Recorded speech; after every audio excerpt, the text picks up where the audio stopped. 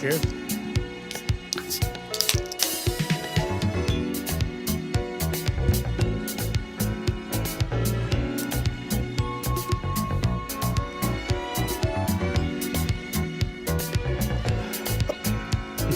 Damn.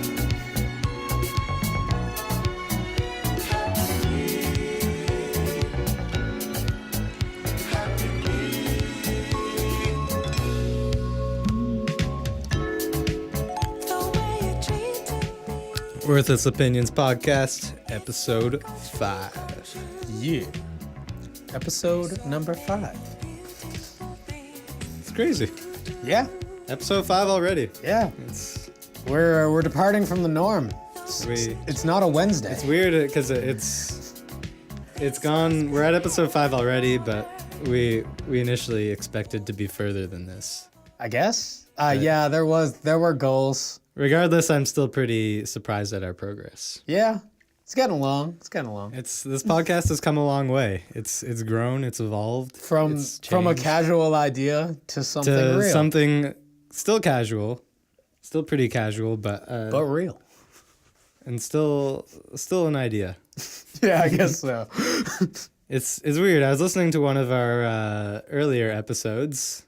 Which Be it- one? I think it was 1 or 2, just Okay. when I was re-uploading them to YouTube during our big switch. Oh yes, our large company switch. It's strange because right now, me and you were in this room by ourselves, talking to each other, but we don't know who's listening to this right now. That's fair. Yeah. We don't know who we're talking to. Yeah. We're just speaking into this empty void of the internet Well, yes.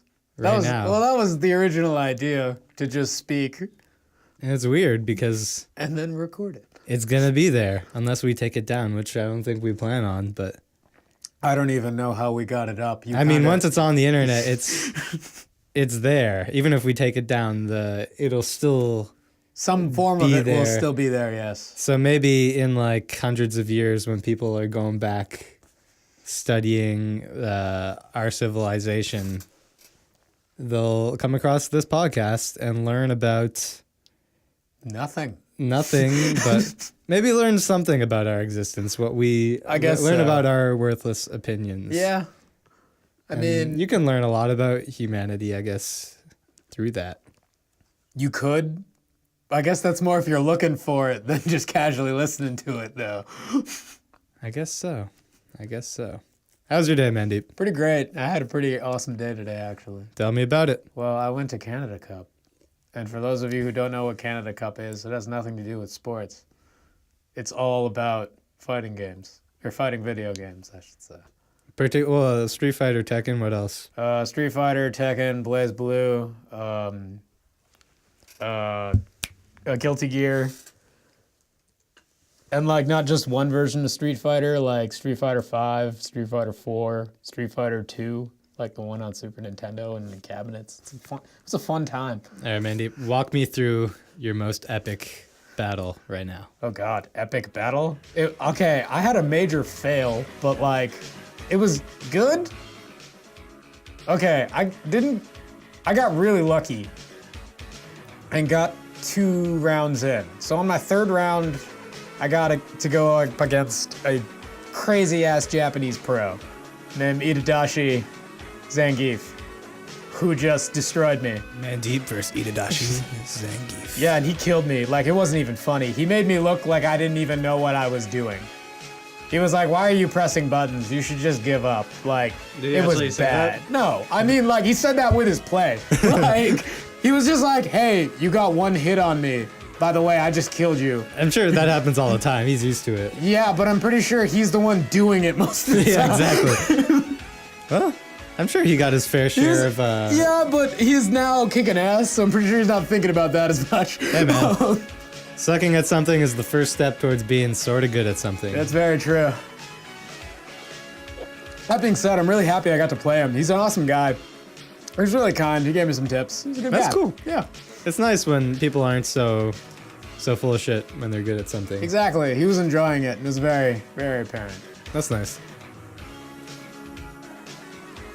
Yeah, all the pros come out to Canada Cup because it's like one of the biggest events in Toronto, at least for like Street Fighter and stuff like that, or fighting games, I should say in general. Yeah, it's a great time. Nice. I encourage anyone to go if you like these games. Definitely bad. worth it. Or maybe if you just like this song. That too. You'll hear a lot of it. Yeah. Yo, I saw a guy who was cosplayed as him and then played as him in the tournament. That's dedication right It there. was. This guy was all about Guile. Like, That's not a bad costume. Do Also- they have? So was there the background music playing from all of the? some of them, yeah. There was either Didn't it just sound like a crazy like mix of like tons of songs playing at the same time? depending on where you see. You know what? From what you showed me, all the computer's screens look pretty close together. Yeah. Okay. They don't play the sound on. Okay. Since there's so many people, they have a stream, and what they have is on speakers they have the stream music. But on the small monitors, because they have at least like 20 different stations. So there are like 20 PS4s on like 40 of them actually, 20 on each side of the room. And then all the sound on those is off, because they're on monitors without speakers. So yeah. So there is no sound, other than like the stream on the giant screen that's in front of, on like to the left of you, I should say. Not bad. Yeah, it's a fun time. That's cool. You made it. Did you get any kind of prize or just like participation? No, buddy, you don't win. You don't win anything if you don't get So to does top. the second place get a prize? Or? No. Wow. Or I mean, it Fucking does. brutal. Sorry. Yeah. I mean, like second. It's like second place out of 300 people, though. Yeah, yeah. Not like second place out of. No, like, I'm talking second. Okay. Second place. First, yeah, man. top three. Buzz top three, Aldrin. That's it. Top three. Nothing. They get like way less than the. Okay, top gets 15K. Like second gets like 3. Yeah, that's not too bad. No, it's not bad at all. I mean, if you're making money for playing games, it's pretty dope. Pretty big disparity between first and second. yeah. Exactly. It's What like does there get? like a K probably. Yeah. Yeah, exactly. See, comparatively, you're just like if you're Probably going not, for the money. Probably not equivalent to the amount of effort you put in. to Exactly. get If you're there, going for the money, you're going for number one, because number Yeah. one gets it all. I watched all of Stranger Things too. That's And, pretty awesome. Pretty How- short amount of time. You said it was I- 9 episodes, I believe? Yeah. Okay. I think I could say I binge watched it. I binged it. Is it 40 minutes an episode or 20? They're between 40 to 50, 40 to an hour. Some of them are longer. Oh, shit. So it's like 9 hours. Damn. Yeah, I thought it'd be like yeah, 6 give or 7. take. Yeah, it's about 9 hours. So Oh, fuck. I did. Yeah, I started at 8 p.m. last night, and then I think I finished at like 6 today. So still pretty fresh, yeah. Still very fresh, yeah. And I was telling you, I think over the last few months about how I thought this is gonna suck really badly. I did not think it would be good, and I'm glad that it was actually pretty good. That's good. It was better than I thought it would be, and the problems that's all I that can hope I for. have with it are definitely the problems I foresaw with it are definitely present. I don't think there's really any way to get away from those things, but overall it was enjoyable. I had a good time. I had Good. fun watching it. That's good. That's all you can watch. It was from just it, as much I mean. fun as watching the first one, but Really? the- Because the first one was like the greatest thing ever, according to the internet. So like, if the second season's not as good, I mean, I wasn't super crazy about the first one either. I mean, it's a fun watch. It's not something that, would it be something you would rewatch? no. Okay. Well, I'd rewatch episodes. I enjoyed watching, because I watched the first one last summer, and then my brother just started watching that one like a month ago. So Okay, I watched yeah. the first 2 episodes with him, and I really enjoyed it. And I guess I picked up on a few things that like I didn't really. Yeah, but that was after Noticed too again much multiple viewings. Like first if time, it's yeah. just it's kind of like seeing movies where if it's just the single time you Yeah. see it, it's always just gonna seem that way until Yeah. you rewatch it like a bunch of times, and then you start to see flaws. It was good, yeah. Sam from Lord of the Rings shows up. You're telling me. He's great. He's fantastic. He was my favorite character. I think. He's everyone's favorite character. He's everyone's favorite person. There was a lot Let's of just the new say characters that. were great. Actually, there was they did some fun stuff with them. Are you gonna watch it or?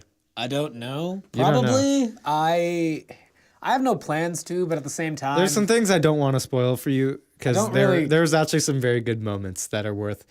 Another thing is you don't really have to watch the first season to watch this I heard because that as well. Actually, they Yeah. really spoon feed it to you every single time they reference something that happens in the first season, they cut to a shot of it. Oh, They okay. literally cut back to it every sweet. single. Yeah, so you don't need to see it at all. Where they Okay. could have just said it in the dialogue and left it, they always have to cut back. There's a shitload of flashbacks to the first season. If they only said it, then it would only make sense to people who've seen it. So I guess that's why. Even It's then just I thought it was a bit much on that, just because it's like, yeah, even if I hadn't seen it, I think I could piece together what happened I'm assuming this by is you like, guys talking about it. I'm assuming this is like 10 minutes of flashback in each episode. Like, Not all the time, but like whenever they cut a lot to flashback to like, not like full on flashbacks, but just to like showing it. the immediate. Yeah, that just immediate showing that moment. event. Oh, yeah. okay, yeah. There's like one part That's where not it's like, horrible. I heard you flipped a van over, and then she's like, yeah, I did, and then it cuts to the shot of flipping the van, but it's like, okay, yeah, we know it's a pretty, Yeah. pretty famous shot from that season, but no, it was it was But cool. it's just a van flip. That sentence kind of just gives it all away, though. It was- they just yeah. flipped a van. I guess why I thought it would suck so hard is because I feel like in so many great sci-fi series, the first one was just this really great, concise standalone story that takes place in a much larger universe. So I'm talking like Star Wars or Dune or The Matrix or Jurassic Park or Most sci-fi. most sci-fi. Alien 2, I think, is not is Alien can be- had potential, but they kind of just kept doing the same thing over and Well, over. they all have potential. So much sci-fi has tons of potential very because true. the universe is so interesting. But when you think about reasons why you like that first one so much, it's not really the universe. The universe is cool, but it's the characters and the story and how everything flows together and Yeah. it takes place. What makes it, it's like the story arcs in those series aren't necessarily that original. The beats of the story can be kind of formulaic, but what makes it unique is that it takes place in this cool universe with its own kind of rules and laws and settings and stuff. So I feel like Stranger Things was going to be no exception to that. I felt like the first one is definitely, a very concise, very simple, easy story to digest. And I didn't really, even when I finished the first one, I was like, I don't think there's going to be a second one. This is just a good, one-shot thing. I was pretty surprised. And I thought if they did do a second one, it would be totally new characters. Yeah, like a whole Just new everything. thing, It'd be but kind of in like the same world. Like yeah, in with the same sort place. of thing happening in a different setting. Yeah. But no, they totally did not do that. It was all the same characters being brought back to the extreme.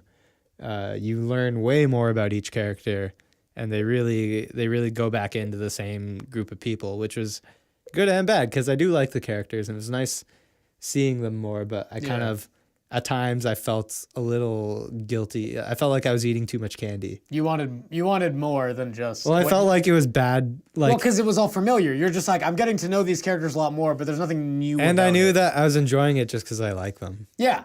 Yeah. that's It's fair. just fan service, you know. It's just, and whenever you give into fan service, you feel a little bad on the inside. I think.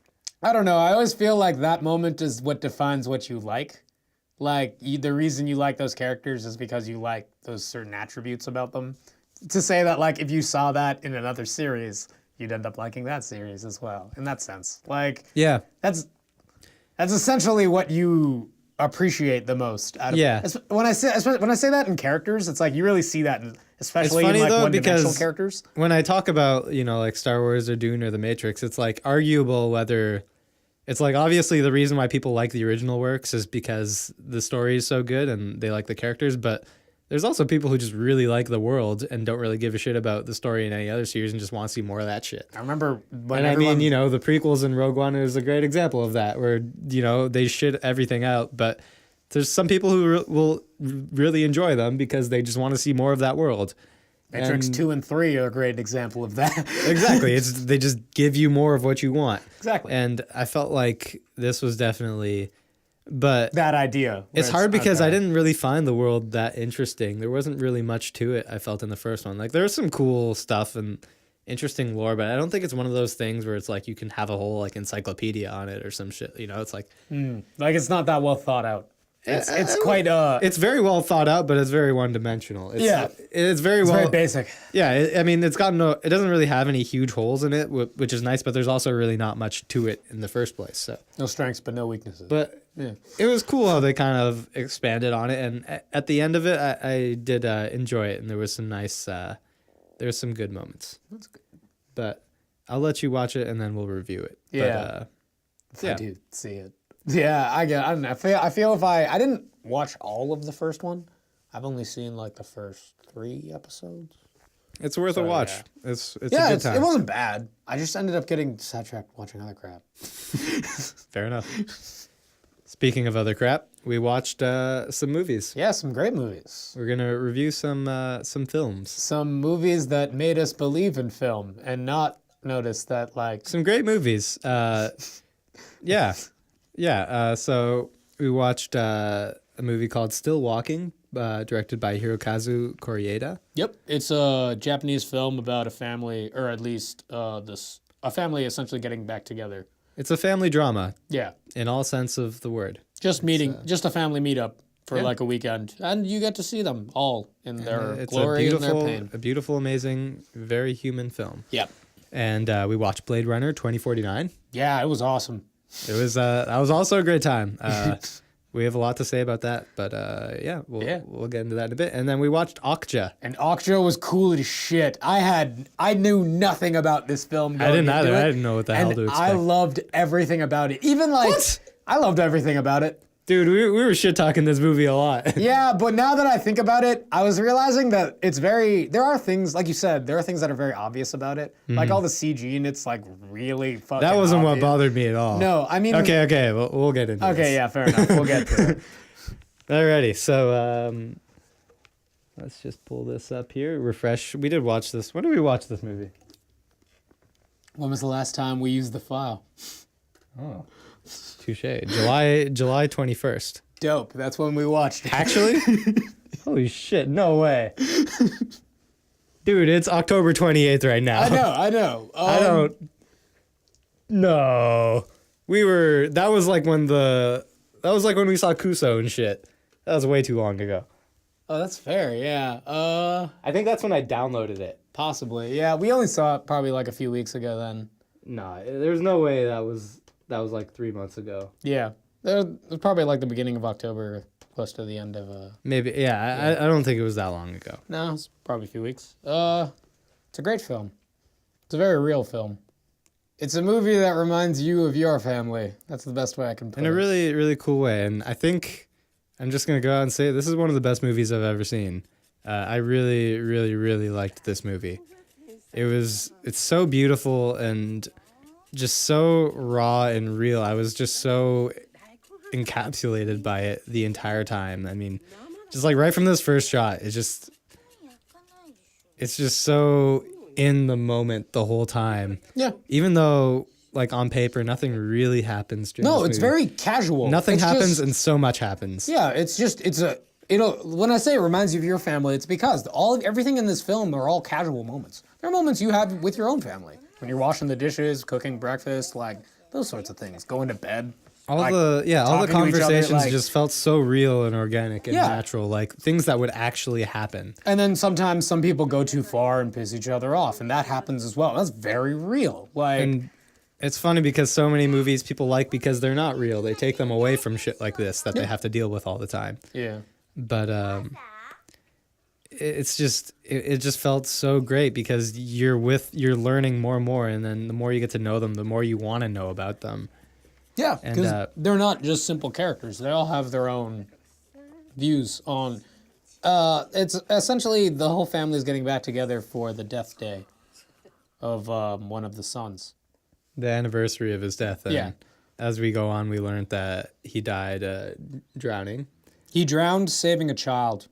And then that child ends up coming back and visiting them every year. On the death day. On the this death day. day, yeah. And it's just about... Because they had 2 sons and a daughter, and now they only have 1 son and a daughter. And it's just about them all trying to get over it, I guess. And I mean, they never really make any progress in that department, but that's not... They never really aimed... They They never don't really aim tried to. to... I They mean, never it's really just tried to do it remembering as him. a family. They just... Yeah. They try to each separately go their own way And about it. It's interesting because oh man, that looks so good. That's another thing. The food in this movie looks delicious as hell. You get to see There's a lot of amazing Japanese food being cooked in this movie. Yeah, and you it get is to, but what's also fantastic. I love about those scenes too is because the food looks so delicious, but the conversations they have when making them aren't that great.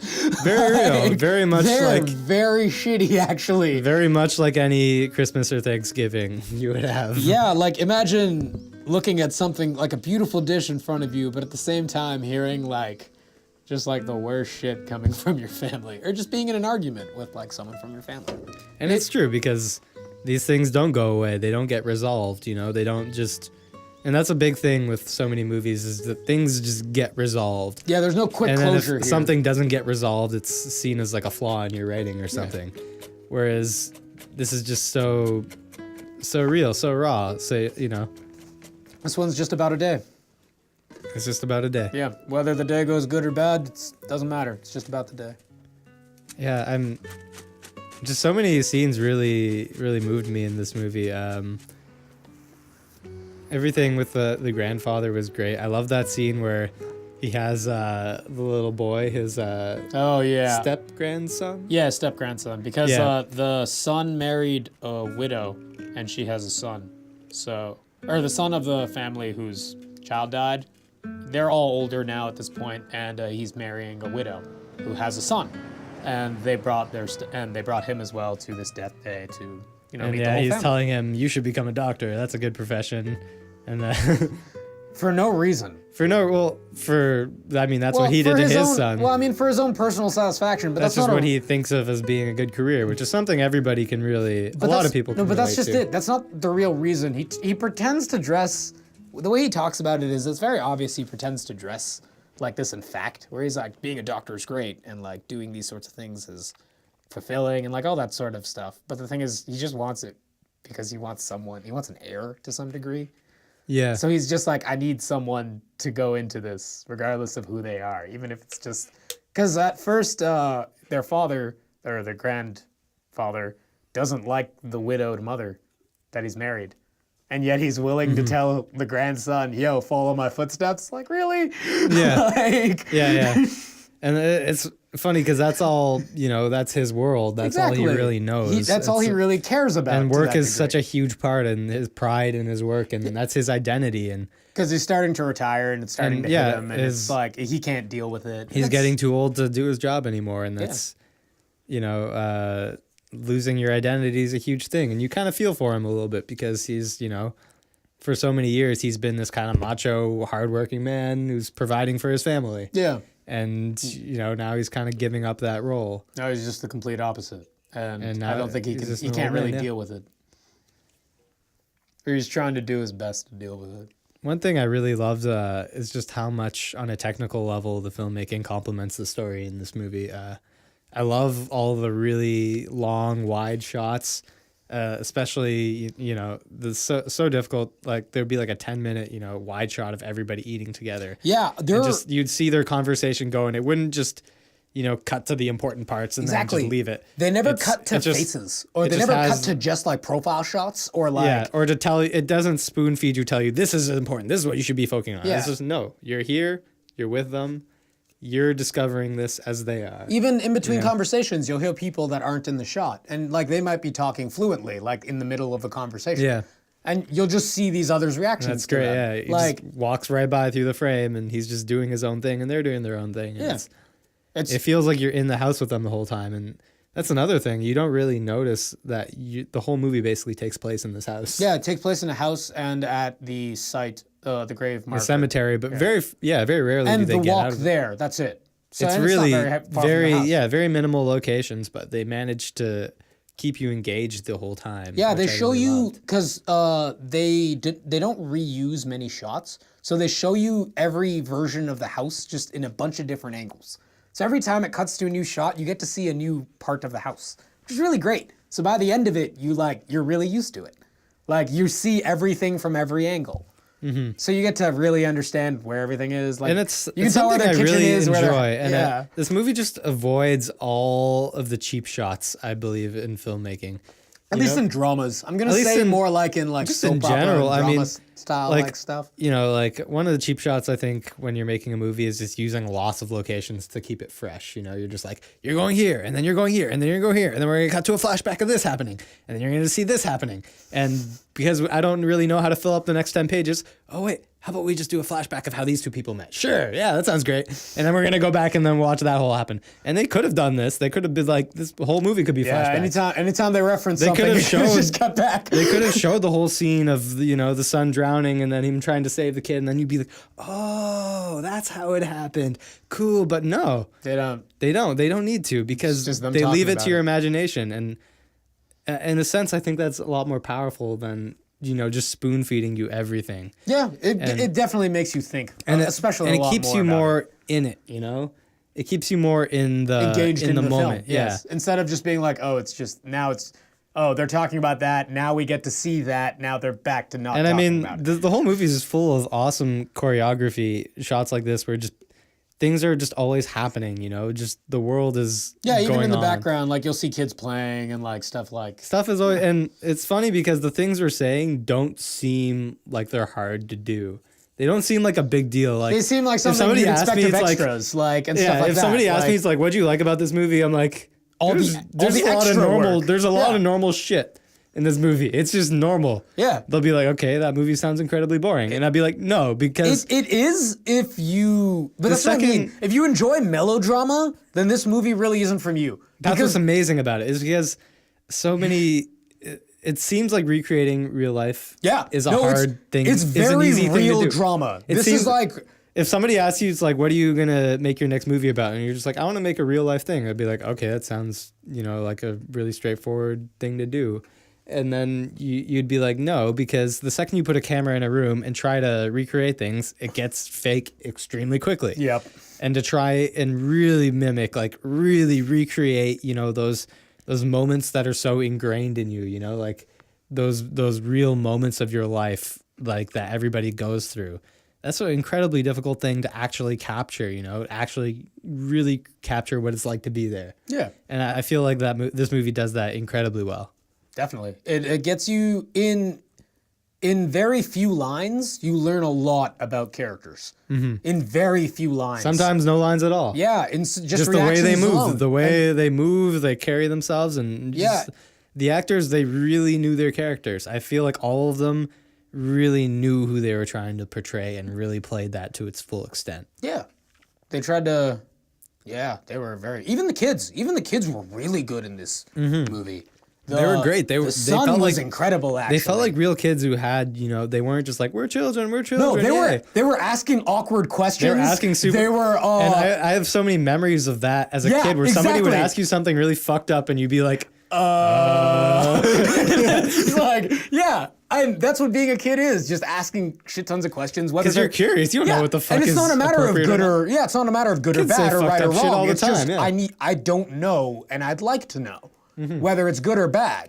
I Yeah. just want to know. And there's that sense of, you know, being around during all this kind of family bullshit and not really knowing. And I think the child actors play that so well, where they're Yeah, kind of they're always, just having fun, even though like moments are tense between like adults. they're having fun, but they're also a little bit like, they're like, I'm a kid, I should be having fun. I don't have to do school or homework right now, so I guess I'm having a good time. But Yeah. also, something in the back of my head knows that something's not quite right. Yeah, like there's a reason we're all getting together. Like they never openly tell the children it's about his death. And Like kids it's just, about the kid. It's about Yeah. like the son's death. They're just like, And it's a interesting, family yeah. get together. Like come meet my family. Like it's yeah. and they capture, because one thing this movie captured quite well is I feel like people don't often think about how kids have a lighter sense of their mortality, because you're so young and it's such a thing that seems like it's never really going to happen. And the kids talk about death kind of lightly. And Only one of them does. It's because the one whose father's passed away, he doesn't.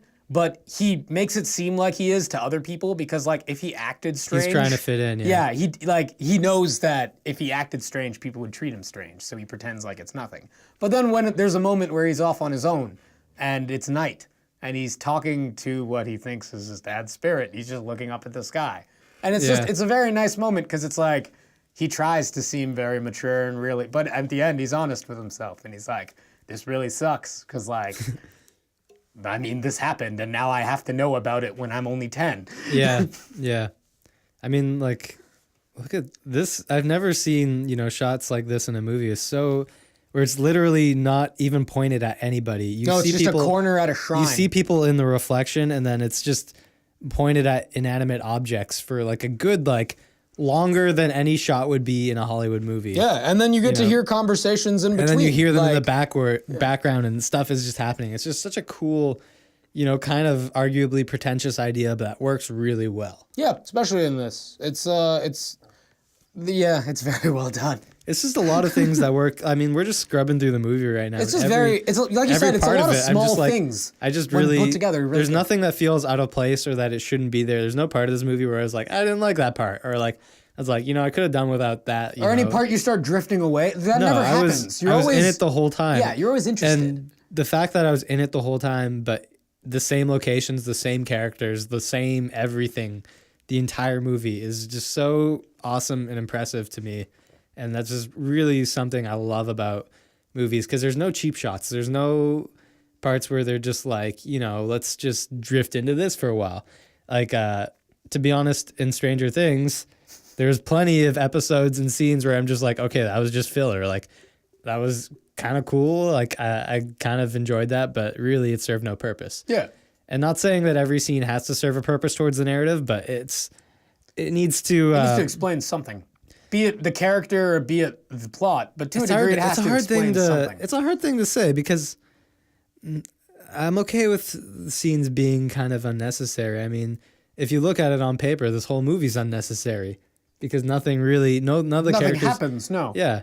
None of the characters really reach their goal or whatever. There is no goal in this film, There is no goal, yeah. But that's like you were saying, like this movie is pointless. There is no point to it. It's just a day in a family's life. It breaks all the rules and is still amazing. Yeah, no, it's a great film. I mean, it's a lot of things in the sense that like it's not just one small thing about this movie is great. It's like it's a bunch of small things put together that make this movie incredible.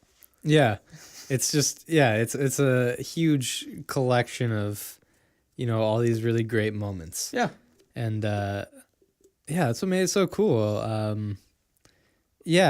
think it's I love seeing, like I said before, stuff that just avoids the cheap shots, that avoids the fast cutting, that avoids the flashbacks, that avoids avoids what's already known very well, I guess. Yeah, that avoids tons of subplots or bringing more and more things up and not resolving them. This movie is quite minimalist. There's not much sound in it either, like and comparatively with music. Yeah, I feel like a lot of people don't realize how hard that is to do, to make a movie that feels like a play.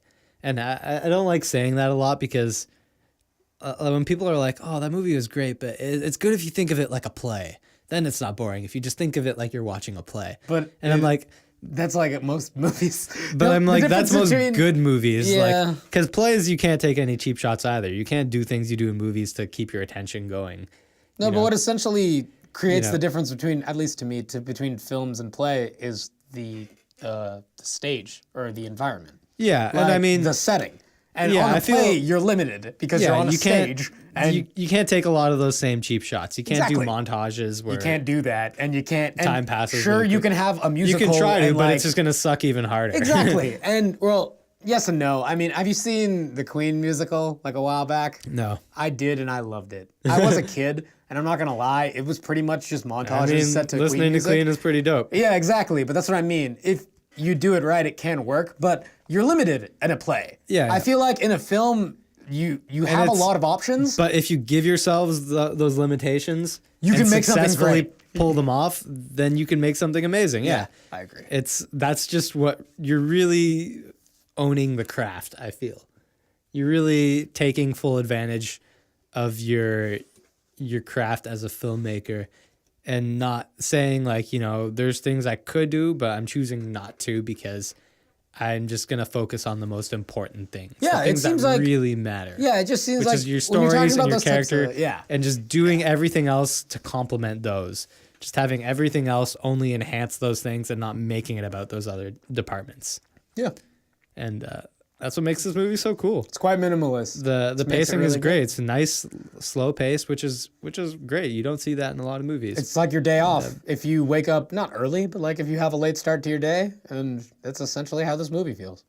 It's Like, it's just a it's casual so relaxing and so tense at the same time. I just felt so good watching it. It reminded me a lot of my family, or just families in Me general. too. It just it nails the family dynamic Yes. so well. And it's funny because I don't really, after the movie, after I watched it, whenever we watched it, I could tell you all the characters' names, but that's not really what makes you know them. You know them by their face. You know them by their You get to know them roles. so well, and you feel like you really know them. You tend to get It's to know a hard them. thing to explain, but sometimes it's so nice when actors really nail their characters so well to where you like really associate their face with that character. Yeah, no, I It very doesn't much feel get like they're that. playing it. You feel like that's them, Yeah, and you just see them and you're like, oh, it's that person. Okay, cool. They really nail. They're very obvious in the way they act, in the sense that like the mother acts very much like a mother, but at the same time, she rarely talks about herself. She's always constantly on trying to do what's best for the family. Yeah. And like that sort of, and that's most mothers. I'm not going to say all, unfortunately, but most. But at the same time, there are moments for her where you get to meet her and see how she feels about the situation as a whole. Yeah. And everything, and like how it affects her. And it's quite real, because you do get to see her even freak out at one point. But her freak out isn't even at anybody. It's at a butterfly. Or no, a moth. I'm sorry, a moth. That scene is so great. Let's watch that scene. Yeah, she freaks out later in the night because a moth comes to one of the lanterns because they leave a door open, and she thinks it's the spirit of her son. And no one really knows what to do, because like the husband's like, hey, just squash it. It's a bug. It's useless. It doesn't matter. And she's like, no, you can't do that. It's our son. I thought he was gonna squash And it. yeah, I thought so too. And then And that would have been another cheap shot. yeah, though. exactly. And then, but what happens is the son He gently catches it. catches it and then just lets it go. Because he's kind of a mediator in the family. He's Yeah, the normal one. Exactly. He's the And one who's he's- just trying to make sure everyone is okay, like, and getting by. It's what I mean. Everyone's very much defined by their roles more than. And by I'm really their glad that names. scene kind of panned out in that way. Yeah, 'Cause- me too. That's what makes me remember it so much. Yeah. Like you said, if he just squashed it and then everyone was sad. Because that would have been the dramatic, easy Yeah. thing. Like when you, And then the movie would just be like I over. can think as a writer writing that part, I'd be like, oh, and then he squashes the it, bug, and then it happens. and then everyone's sad, and then the movie's over, and then you feel like shit when leaving. Oh, he's gonna be so sick. And it avoids all that. And it avoids all that. Yeah, there's no moments like that. And then they it's put great. it away, and then they go to bed, and then the next morning they go on a walk because they live near the beach. And that's the movie. Like, it's great. Well, then I it really skips. enjoyed it. Then it skips. Like a bunch of years, and they're dead. Yeah.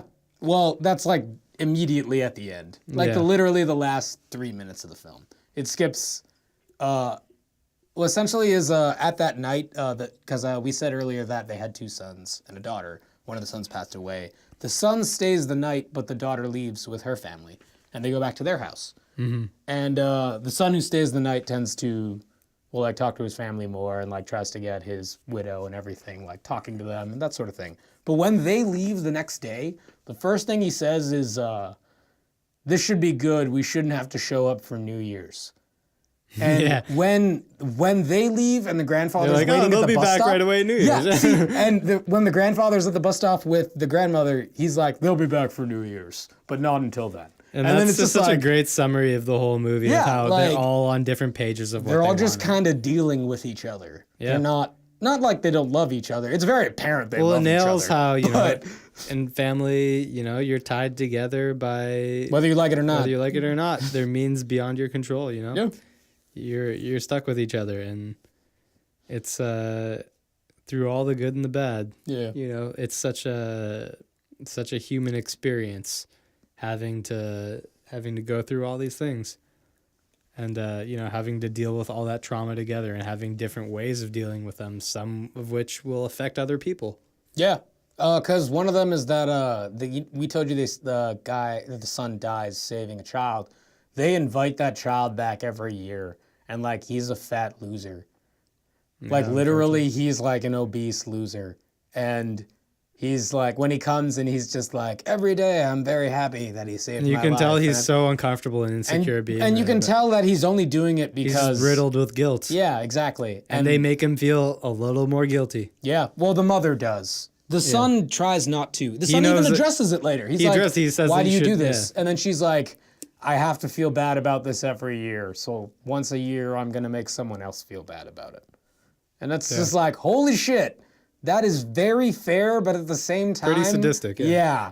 Ridiculously sadistic. But, I mean, like we said, that's one of those moments where you really get to see the way the mother feels and thinks about it. Because she's usually the one shouldering the burden for the whole family and trying to make sure that her husband's happy and that her kids are doing well and that sort of thing. But you really get to see her honest feelings in a moment. And that moment's very short. It's only like a minute and a half. Yeah. Yeah, everything is very swift. All the big dramatic conflict scenes, you know, it's not like it's more like one person steps a toe out of the line. There's no melodrama, and then someone just leaves. But because they can't deal with it. They feel just as powerful, you know. Yeah, you feel the tension because you get to know them so well, you know. Yeah. You're really with them. So because you know them so well, you know that those really swift, subtle moments mean a lot. Yeah, because you know that like they heard them or whoever's speaking, whoever's listening. It's heard just the as speaker. powerful. Because it's not a matter of like someone yelling over someone else. It's a matter of someone being very curt and very honest. And whether it hurts or not, it's just the truth. Which, yeah, kind of sucks, but is there.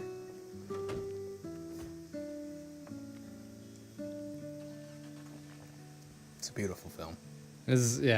Even just like every frame is just gorgeous.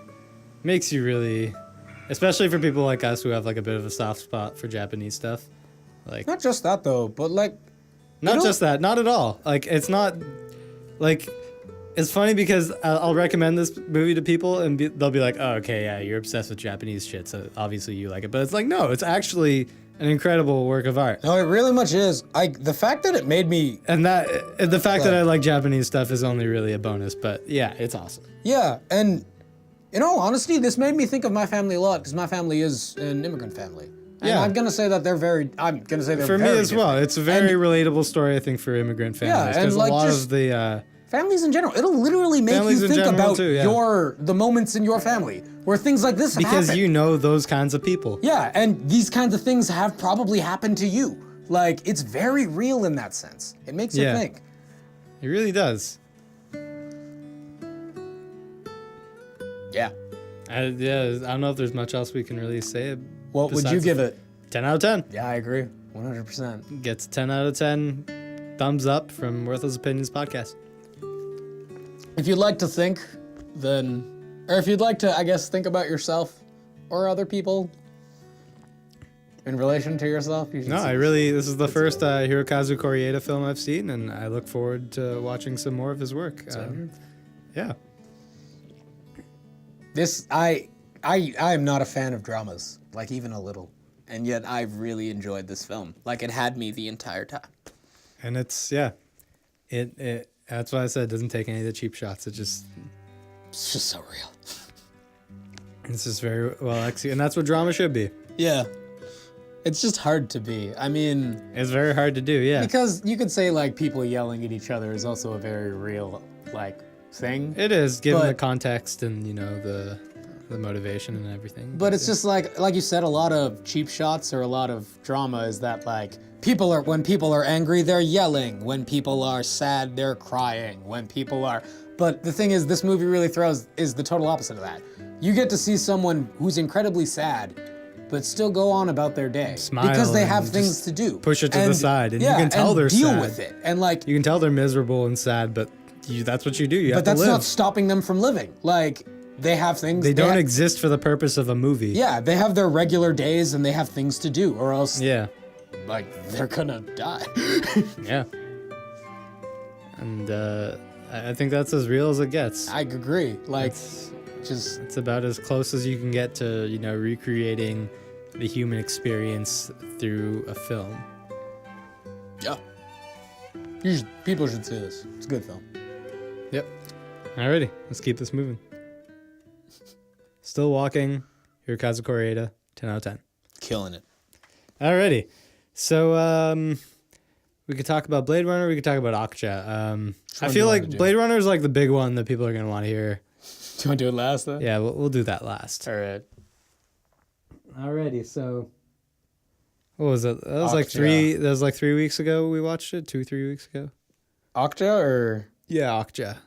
Okay, we saw this movie like 2 weeks before we saw Okja. I remember seeing them like... Our timeline is just, relatively close to each other. Yeah. But I remember the only reason we saw Okja was because I just got Netflix. And we were just scanning new releases. Yeah, I was... and then we were I like... was pretty... I remember I was pretty hungover. I came over to your house and... Yeah. I was just... You're like, what do you want to do? I'm like, I don't give a fuck. I just want to sit Let's down. just chill. I was just like, yeah, I just want to chill and not really... And then we were like scamming through Netflix for a good 10 minutes. Just and, like new releases, random crap. And it was funny because... one of my mom was actually telling me about Okja because she was like, oh, one of my sister's friends watched it and really loved it. And then, you saw it and you're like, oh, I heard this was good. And I'm like, yeah. I did. I heard good things. And I'm like, I didn't know anything about it either. So I'm like, cool, let's put it on. I didn't hear what it, like, that's the thing. I didn't hear what it was about. I didn't hear any of that. I just And that heard, was our- I heard yeah. Okja was a good film. I'm like, cool, yeah, let's watch Okja. Fuck it, if it sucks, we'll shit talk it now. Yeah. And we did a little, you're right. We did. But like, I did really like it, but it's very stupid. I'm not going to argue that. I didn't really like it. It's very stupid. It is, I will never argue that point. It's a very nonsensical movie. Exactly. Right it is from, okay, so ridiculously stupid, but I did enjoy it. the first, like, I was kind of like, okay, like, I didn't really know what to expect. And then the scene where she's with her super pig, Okja, and then she falls off the cliff, and then he makes like a crazy fulcrum thing to save her life. Yeah, he makes a pulley. Okay. Yeah, So, that was when I'm like, okay, I think I know what this movie is going to be like. Yeah. This is going to be pretty damn ridiculous. so quick synopsis is this company tries to create a new type of meat so that they can make, they can solve world hunger. essentially. And the idea is that they crossbreed this super pig, and they send 10 of them out to 10 different Essentially countries. like a big publicity stunt. Yeah, they send one to each different country. Not, kind of not 10 drift- countries, I'm sorry. Yeah, to kind of drift attention away from their own animal abuse. Yeah, and they Because send, really, there's nothing they're doing that is really, they're just, There's nothing they're doing that's humane. yeah, they're just doing the same shit, but with a bigger pig so they Yeah. can make more money. Yeah. Like, they're really not addressing any of the issues of the meat industry or anything. I'm sure the super pigs fart just as much and have just as much CO2 in the atmosphere Yeah. as any other. The only idea is that they grow but- like 20 times the size. Yeah, they're way more efficient, I would assume, because they're genetically engineered for this purpose. Yeah, so the thing is they send out one to each different country, and there's a pig farmer in each different country that gets it, and they each raise a pig for 10 years, and then whoever has the biggest pig wins. Essentially, well, yeah. Is it And, just how big it is, or is there any How other? big it is. Yeah, And Okja is Okja's the biggest, the biggest one. and it got that way because of love. essentially. Okja ate his face out because Mija really loved him. Yeah. Okay. So you only get to see one of the pig farmers, and that is Okja's family. You don't get to see anyone else's.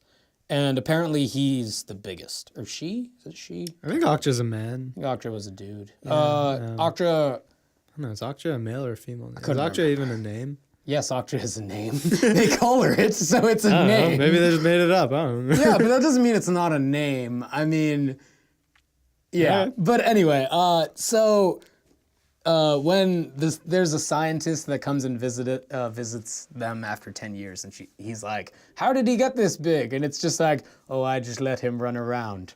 It's like, okay, so you did shit all, and this pig Through love, yeah. this pig just grew up on its own. They just really lucked out, yeah. And like it grew up in this like mountainous region with them. I think what they were trying to get on is because they loved Okja.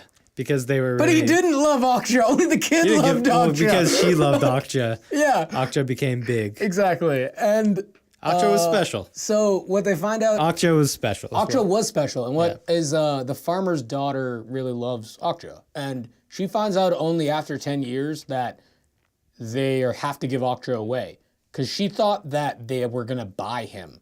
She was told when they were younger and she grew up with the pig. And she was told that they slowly give away a little bit of money each month and they get to, after like 10 years, they get to keep him.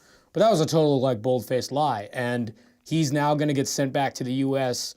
to be in a parade and then get chopped, or be in a parade, get no, Okja was a female, remember?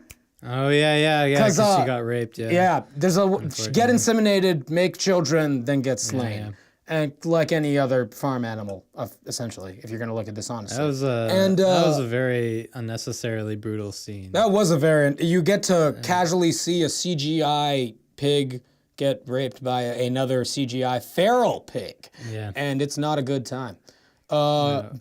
Which is why I'm saying everything in this movie is ridiculous. Like, they take themes and ideas and just move them to the extreme. This is a lot of extremes of things. Yeah. And even in like chase scenes, like there's a part where this giant ass pig is running around downtown, and it's just like a ridiculous. Exactly. It's just like, oh my god, a huge ass pig! It can run as fast as cars. Oh my god! So my biggest problem with this movie is that there's just too much shit. Yeah. Both literally and figuratively. Yes. There's just so much squeezed into this movie. I wish it was just, less of a lot of things. So like I thought the first scene was totally unnecessary. Like, yeah, it explains like this whole crazy backstory, but do we really need that? It explains the pigs. What if the first scene was just her and this crazy dinosaur pig thing hanging out in the wilderness? Then you'd wonder why it exists. Exactly. You'd wonder why it exists, and that would pique your interest, and you'd be like, why does this girl have a crazy ass dinosaur pig? All right. And then you would slowly discover over time through like conversations with people, like you'd see Joaquin Phoenix come up and like take pictures of it. Yeah, okay, by the way, the cast of this movie is brilliant. It's fucked, yeah. like Tilda Swinton, Paul Dano, Joaquin. This movie doesn't really make sense to begin. The dude from The Walking Dead, the Asian dude from The Walking Dead is in it. Yeah, it's like I don't remember his name, but he was great. Oh my god. I'm not sure whether this is like a Netflix production or like a Korean just a movie film. Yeah, that was It's a Korean director and is mostly in Korean, but then has a whole lot of A-list Hollywood celebrities in it. And to just speak English because I don't think any of their Korean actors English a lot. It's English. It's a very, very unique movie, and kind of its inception is really interesting. But yeah, what I was saying was, like, what if it was just with Mija and you're really with her the whole time, and then all the other characters kind of came in, and then you see her go to like the crazy corporate headquarters, and then when she's there is the first time you see Tilda Swinton, and when she's there you see her, and then because like you don't really need to know about her. Like I thought it was like very unnecessary. Well, I mean, they try to sell you. I feel like the only times you should see those characters is with Mija's interactions with them. That's fair. They try to sell you on a lot of themes in this film, and that's it's just too much. Yeah, like you said, that's why I said they just take every theme and move it to the extreme. I was just like okay, all right, it's okay, like extreme animal herding, like extreme family horrible relations, extreme like. Everybody is insane in this movie. Even every extreme character veganism is fucking out of their mind. There's a character who's like, all right, we're only gonna help animals, but we're never gonna hurt anyone. But we're gonna hurt people to help animals. Yeah. And it's just like, wait, but you're hurting people. You're hurting people to help these animals. And I was wondering whether like what they were trying to say with this movie. And one of them's super vegan and doesn't eat lettuce because he's like, that lettuce was made with certain types of water, bro. And it's like, really, man? You're gonna get into extreme veganism right now? There's a lot of really bad vegan jokes in the movie. And I was like wondering like what they were trying to like say with this movie, because they're kind of making fun of the things that they're promoting in it.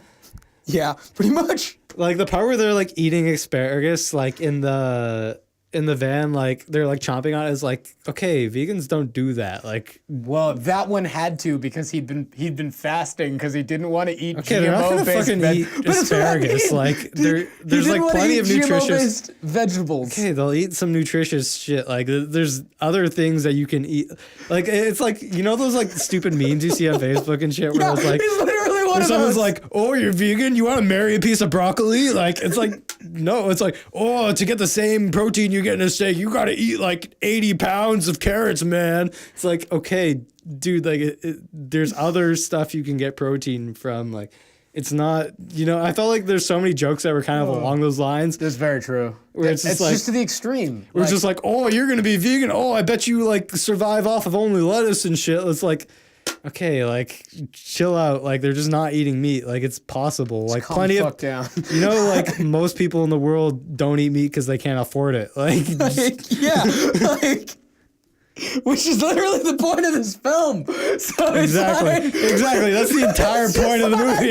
It's like, what the fuck? So many themes in this film that what the fuck, Okja? It contradicts itself so much. But that's why I love it. It's just so ridiculous. This movie is for nobody. It takes every idea and then moves it to the extreme. It's just like, yes, let's have a crazy pig race through the streets of New York with like this truck that they have to get the pig on mid-movement. And it's like, oh damn, like really?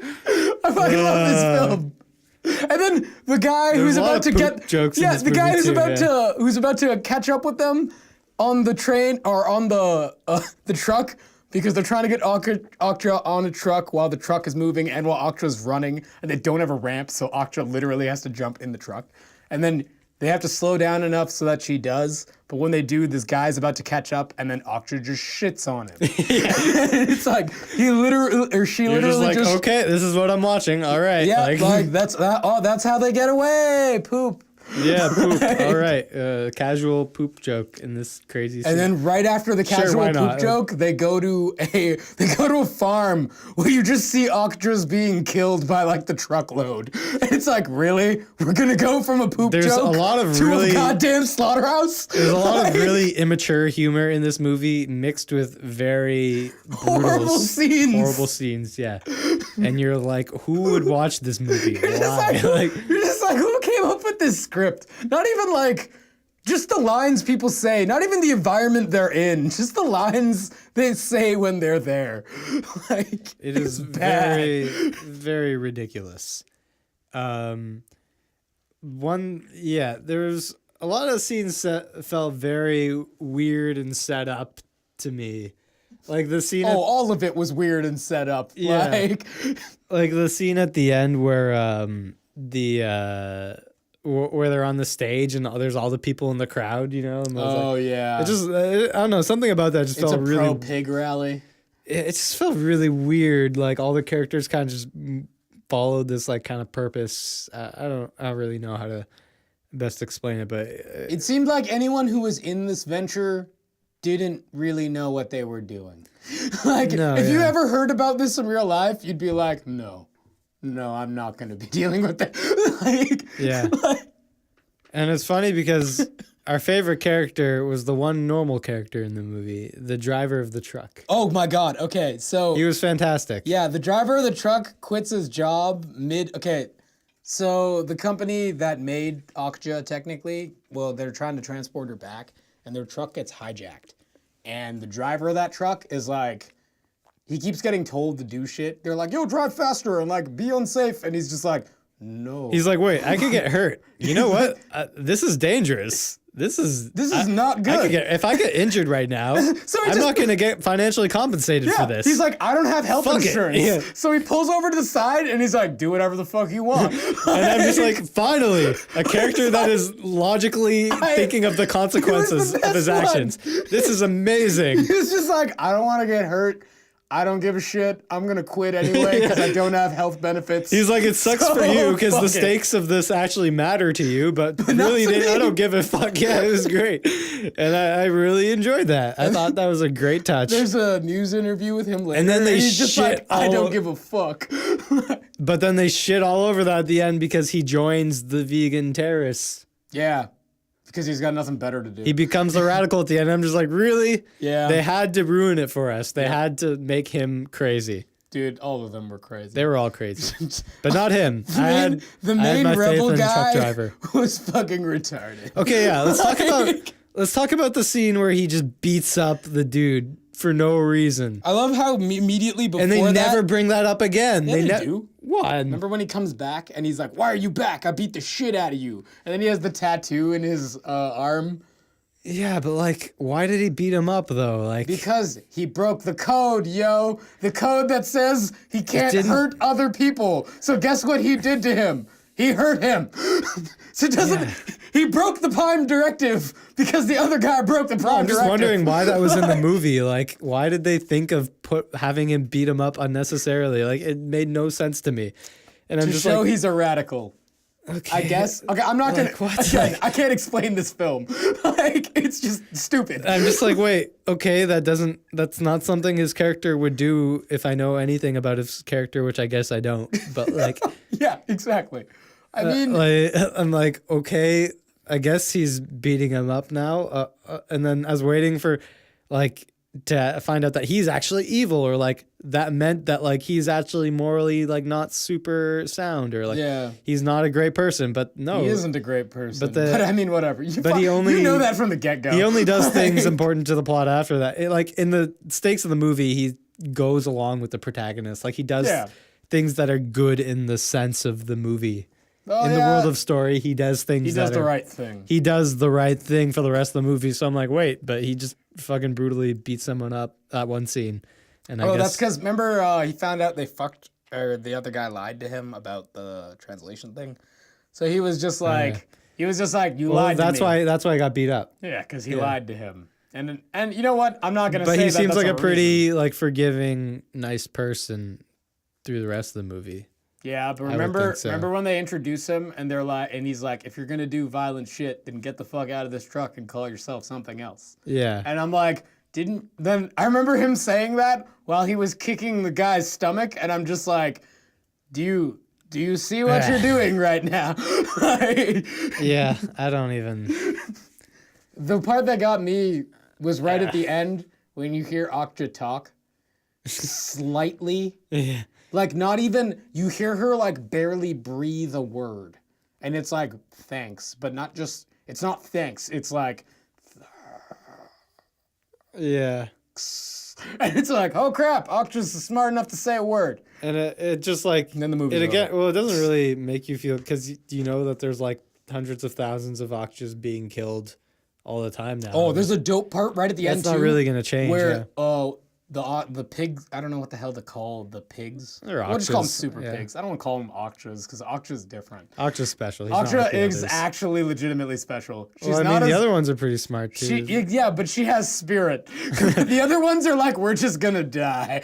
Like, comparatively, like that's why I loved that part, scene at the end. There's a part where she, at the end of the movie, she buys Okja because her grandfather actually just saved up all the money she was giving him, and in like a piece of literal solid gold yeah, pig. a piece of gold. It was a literal like gold Yeah. pig, and it was apparently worth a lot of money. So she trades that. Well, I'm not sure if it.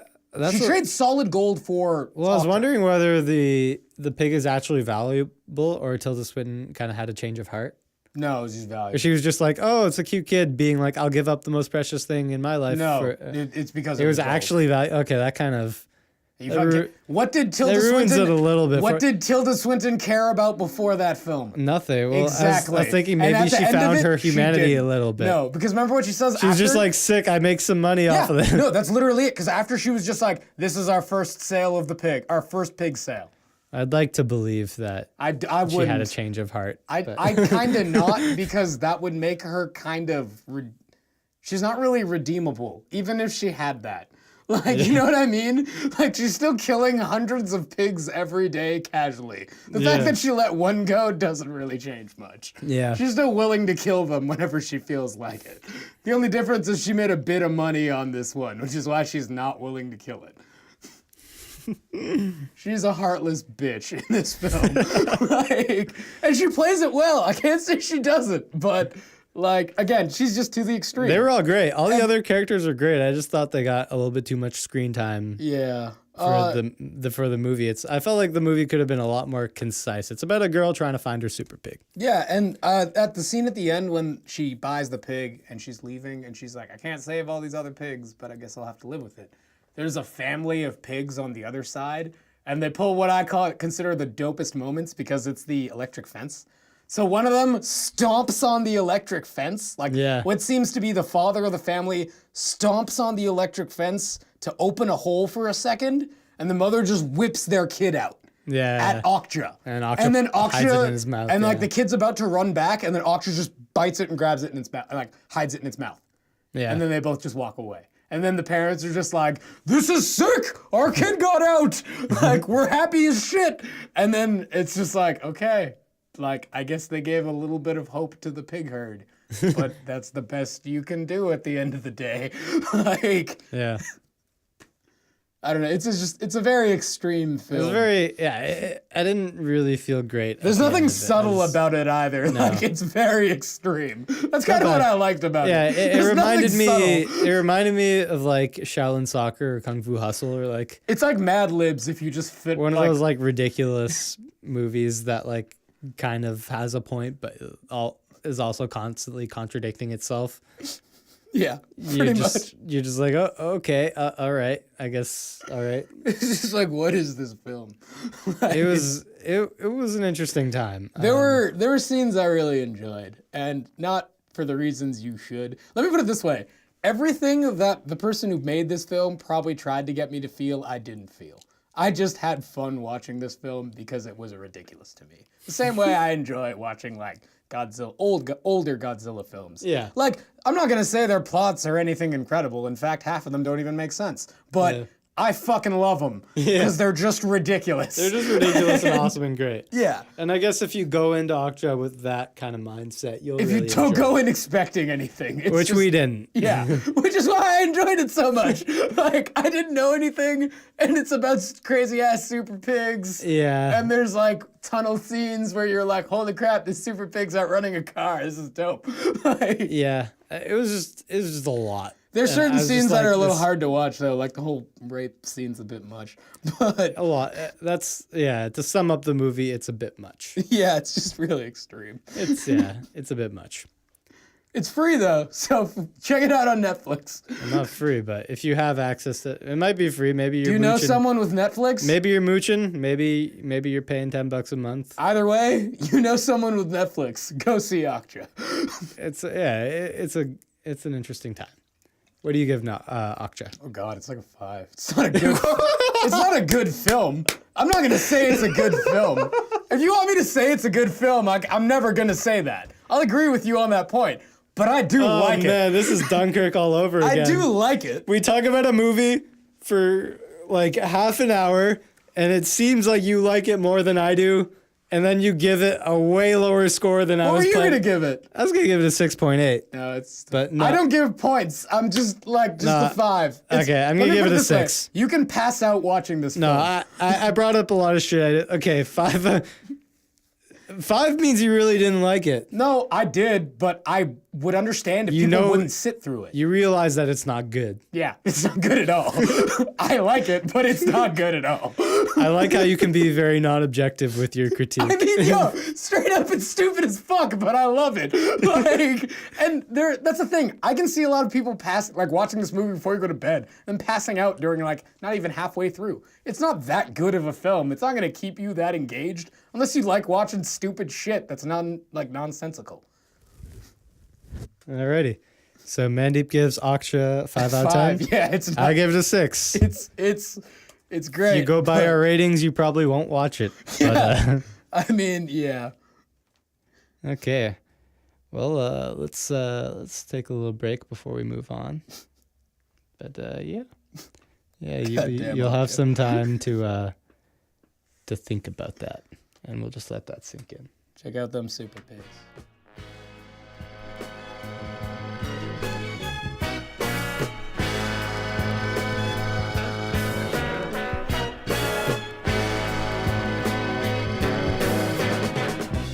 Watch out for the riders.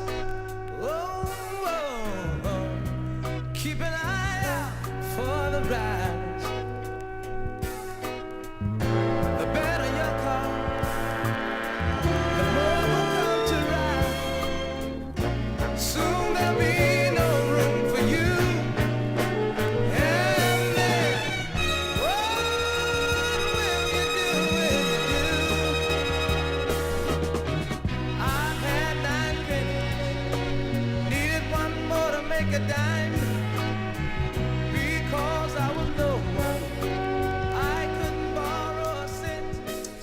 moving on Moving on. to our next film.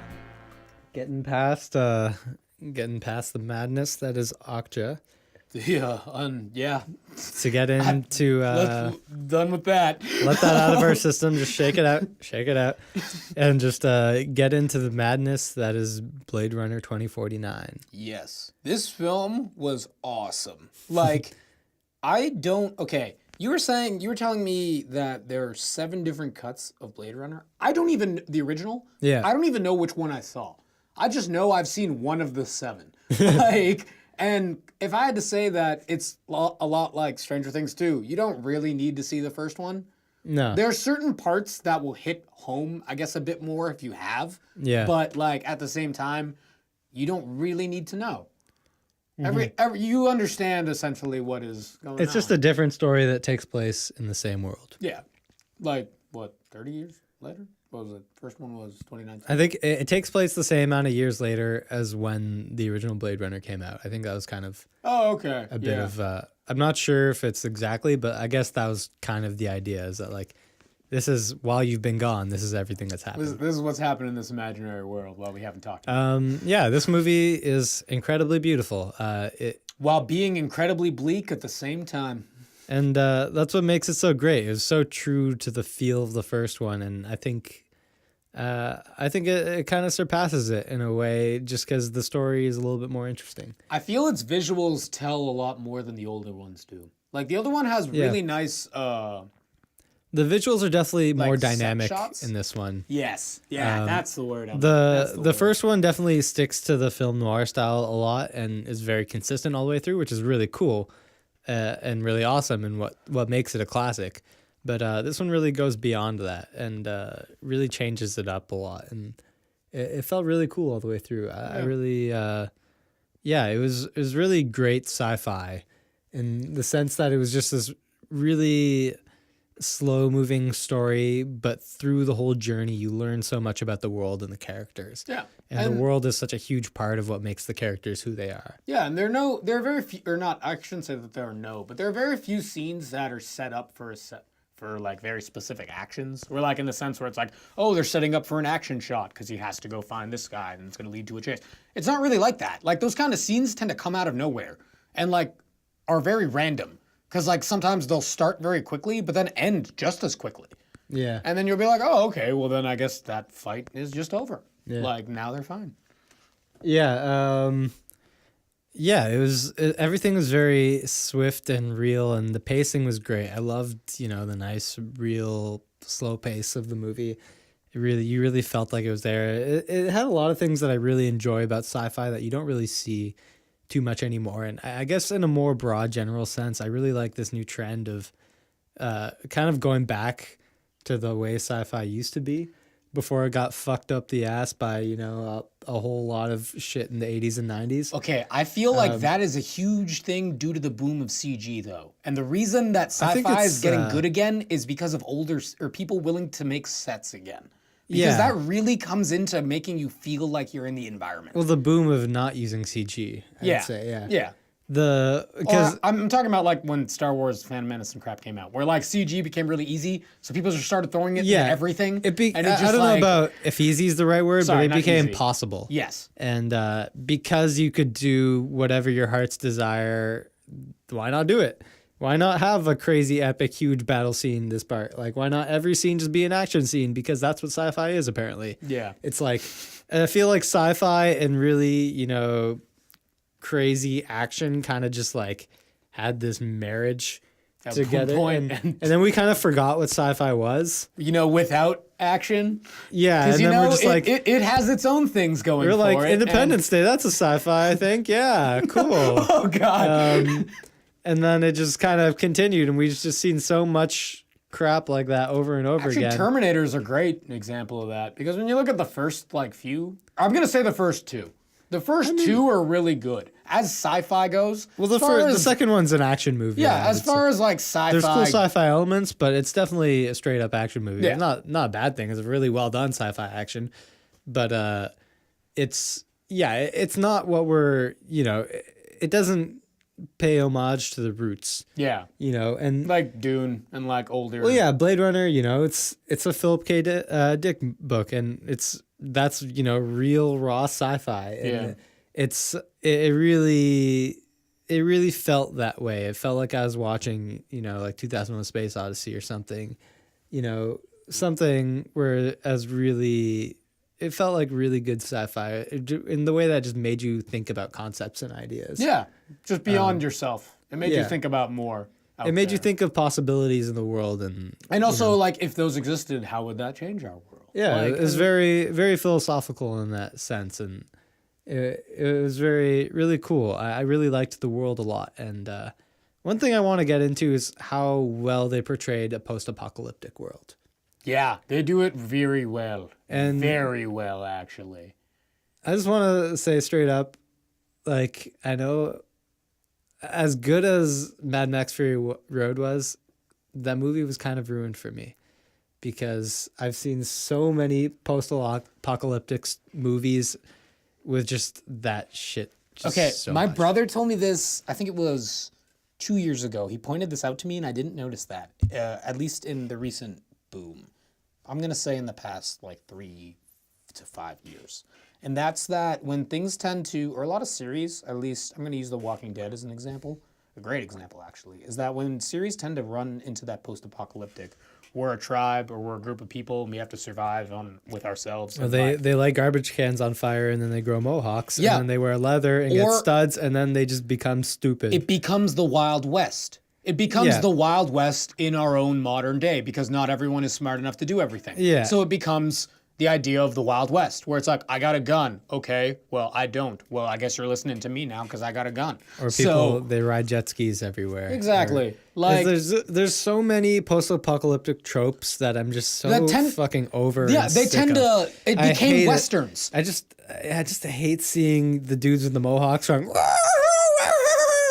And it's just there's so many B movies that have that, and it's just like I know Mad Max is the one that started it, so it's okay for them to do it. But at the same time, I'm fucking sick of it. I hate the goons riding the motorcycles, being like and swinging their chains around. But, like, that's the it's idea. just and they hang out at the lair and they're just crazy all the time. They're Yeah, all just 'cause one-dimensional they're all stupid goons people that can't because work they on their grew own. up in the apocalypse, so that just makes them stupid and not human anymore. All right. Yep. I guess they're not real characters. I guess they're goons now. Yeah, like, it's the Wild West, man. And I There's guess- nobody to teach you. You got to live on you're your a own. goon, And- yeah, and it's just somebody walking through this lawless land, and yeah, that would happen in a post-apocalyptic world to an extent. People are still people; they don't stop being people just because the world is over. Great example of this would be Fist of the North Star. World ends. Guess what keeps people sane? Hyperactive kung fu. Or like Akira, the post-apocalyptic world in Akira is great. It's already post-apocalyptic technically to start with, Yeah, but it's already followed a few it atomic bombs. follows into some tropes towards the end, but the characters they manage to do that, but it works much better than a lot of They're shit. not all random idiots, They're not all idiots, and they're not all just beating on they always people have for no reason. motives. Yeah. I get that. It feels real, and I think what made Blade Runner so refreshing is that the characters all felt really real. But there were people like that though, There but only was. in certain areas. there And, was, like, but they weren't fucking stupid. They were. Remember when he gets attacked by all those people in the junkyard when his plane gets shot Yeah, down? but those people were just desperate and looking to steal his shit. And Yeah, but get that's they the weren't- idea in they those were- situations. They weren't like ridiculous, you know, like they weren't for the dressed- sake of being ridiculous. Exactly. Yes, I get feel that. like Okay. because like a lot of the like people that like scrap shit and like steal shit from people and like the lawless, you know, nobodies in the world, they'll like because they have the opportunity to be a little crazy, why not make them insane out of their minds? Where they're just riding around their bikes swinging chains around like they weren't like I felt like they weren't quite like that in this movie. They were like No, they were they the were opposite. scavengers and they were gonna steal all the shit and stuff, but they were pretty, you know, they knew what they were doing and They shot him down. They were pretty good actually. yeah, they shot him down and they're sawing his fucking car open. Yeah. They knew what they were doing, and they weren't like partying and going crazy and like lighting shit on fire and stuff Yeah. for no reason. None of Like them they had weird were. mohawks. It was believable. It wasn't just like dumb like shit just Yeah, it happening wasn't all the dumb time. schlock. I They get weren't it. like playing guitars and shit for no reason. Like it was not schlocky. Yeah, that's a great way to kind of sum up how I feel about a lot of this movie. It's just yeah, the story or the world itself has been done so many times before, but it felt real. It's well thought out. The It was way cool. people react to things is very real. His boss, what I really She loved, was great, yeah. She was great, but then I think it was partway through the film where I was like, "There's never not a drink in her hand." Even Yeah. when she's not even at her own office. Like when she just randomly goes to visit him, love first thing that. she I love does, that scene. pours herself a goddamn drink. Like, I mean, I loved how the other characters acted around machines. yeah. Or acted around replicants. Is that like she never had really any reservations when she was hanging out with him like she would when she's hanging out with another human, because she knew that he didn't have emotions or anything. So whenever she just randomly shows up at his house, it's like, you're not doing anything, you're a replicant. And she just walks right in. You're just a robot. She doesn't care. She just sits down like chilling, like she's just enjoying herself, super laid back, just like, because she has no, she's like, you're not a human. I can, I can do whatever I want. Yeah, and she didn't give a fuck, and that was really cool, and I thought that was interesting because there was no like, from if you don't know the context of the scene, there's just two people in a room. Well, But the whole it's- idea with him is that like replicants are just second-class citizens. It was just They're it was such a slaves. such a simple thing that went a long way for me. Yeah. Like stuff like that in the movie there's no CG required in that. It's just two actors. Yeah. But like Doing really well with certain lines. that because I really of get the that, way yeah. they move their body and behave, it tells so much about the story. And the way they view And each that was other. this movie was a lot of really great subtle moments executed very well. Yeah. There were some parts that were a little over the top for me, but that was more due to sets, like the dude's room. Yeah, that was a little Like ridiculous. the main evil guy's I mean, the movie was fantastically lit. His and office- looked gorgeous, and I felt like oh my god. they were trying. They went a little far. They in tried some real hard scenes. to make something original, especially in like set wise. just make it look good. Yeah. Yeah, like they his room, His his own water office room. pulsing. He has so his room is essentially like a raft in the middle of a pond, and there's only stairs that come up to this raft, but like at least a good 60% of this room is water. Yeah. And it's just like, what do you even do in that room? This seems like the final room in the end of a dungeon. In It a just video looks game. really cool. And Yeah. at the end of like a Japanese RPG. Like you could find this in Persona or something. Like it's just I felt like it kind of, to a certain extent, it just looked cool for the sake of looking cool. And it was just like, yeah. And I didn't really have a problem with that, but also it was kind of. I was like, not this is a believable. bit much. It was. Like, It was a bit much. because like the guy's blind, so in this room there's not much light, and it's just like, okay, I get it. He doesn't need light why because is it he's pulsing? blind. Yeah. But why? Yeah, exactly. Why is it pulsing? And why is like there's It could just be really dim all so the many time. exactly. There's so many strange Maybe things. he's being courteous to other people, being like, want to see in this room. they still gotta, they don't want to fall in the water. They could drown. They could hurt themselves. I don't know how deep that water is. And if they are drowning, it's not like he'd be able to see them to save them. He can't see. Yeah, he wouldn't know where they were. He wouldn't know what to do. He would Would be he- like, shit, this is a really Would he have unfortunate. even saved them? I mean, he killed a replicant. He didn't really give a shit to begin with. He but- doesn't care about people. He Then doesn't there care would be- about life. He would know that there would be a floating body all the time in his room.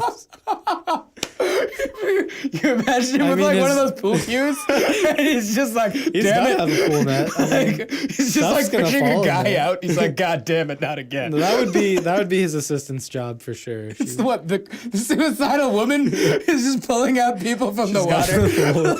Like, She's got the pool net, just pulling shit out. I would love that. But no, this is. I loved how loneliness was a big theme in this movie because that's a huge part of their world. Yeah, that very much. Essentially, Trying to fabricate human experiences, trying to trying to recreate human creating frailty memories, to a and not degree. just for humans, but for not just for replicants, From but for humans as well. for replicants. Replicants and humans too, though. Well, Like- it's more like but the thing is, these are all experiences that humans have that replicants Or using want replicants to have. using replicants, like the love bots and stuff, using them to replicate human relationships for other humans. And Yeah, stuff like using specific moments to create emotion for themselves. And Yeah. because the idea is they're all robots, so they can't feel. But the thing is, the ones that realize that they can feel realize that they're more than just robots. Yeah. And they find that their life has purpose. But I not loved his, all of them have that. Like, Yeah. I loved his hologram girlfriend. That was really cool. she was interesting. They're really I interesting. liked her yeah. idea. I liked the idea of her, like, especially because there's the great moment where they explain her, where he's looking at the code for something else, and she's like, "Oh, it's 4 digits," and then she's like, "I'm only 2," because she's a that lot was- more basic. That's what was so cool, is because they're both not human. Yeah. He's just a little bit more complicated than she is, but neither of them are Human at all. neither of them are human. It's not like he's closer to being human than she is, because like But that's just he's it. not human either. She becomes Is he more human? she becomes way more human than him. I believe so. Yeah. At least at certain parts of the film, she becomes a lot more human than him.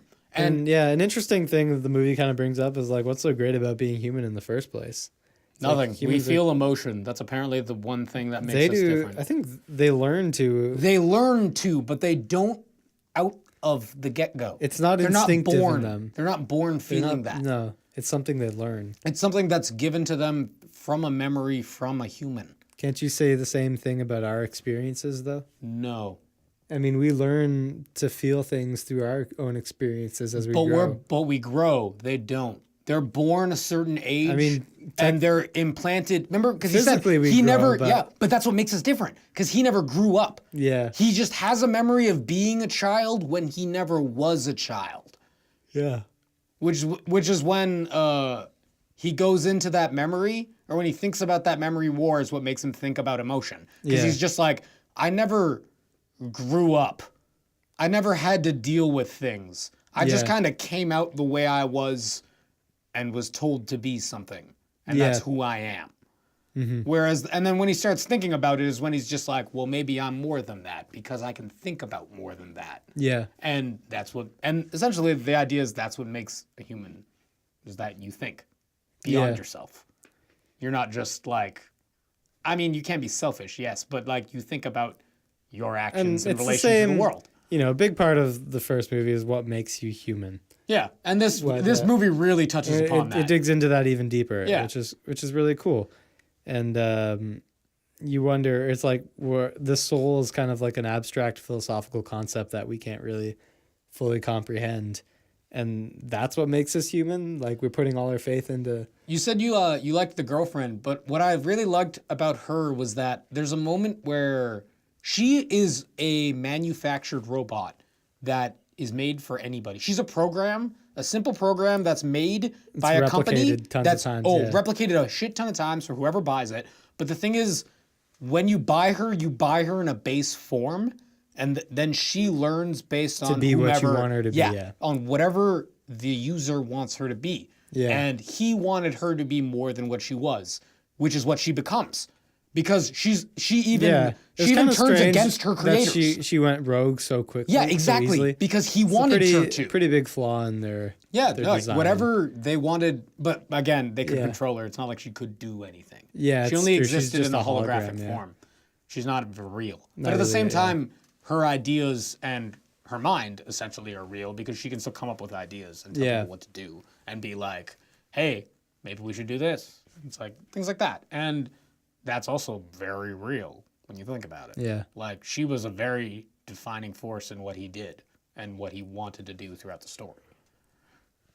Even though she wasn't. I thought was cool that she was whatever he wanted her to be. Mm-hmm. And she was essentially a better version of him. Yeah. Yeah, I mean, she didn't have to deal with a lot of the shit that he dealt with. Yeah, but at the same time, well, she does emotional, not physically. I'm not gonna say, but at the same time, she also pops up out of nowhere. And like, remember when before she dies, she's just like, "Don't do it," and then it's like, why? Like, Yeah. why would she say that? Yeah. Like, she has no reason. There's no rhyme nor reason to it. She just says, "Don't do it." Yeah. And then the other girl breaks her thing, and then she stops existing. Yeah. But there's no real interesting. reason for her to do that. She's Yeah, just she has like, no reason to she- feel and- afraid of dying. Yeah. Because it shouldn't make a difference to her, but it does. yeah. Which is what's really cool about it, yeah. She learns to feel, and that's what makes her become that way. She's just like, he's like, I want her to love him, or he wants her to love him, and she does wholeheartedly, like Yeah. to the point where she goes against her creators, to the point where she's willing to give up her life. That's like, yeah. I like the sex scene a lot. and That's that's really cool. Yeah, and that's something she learns. That's not something that's given to her. Yeah. It's really, really like inventive, kind of simple yet like really, really simple idea, but just like really cool concept of Yeah, just like it's very complex. What is it?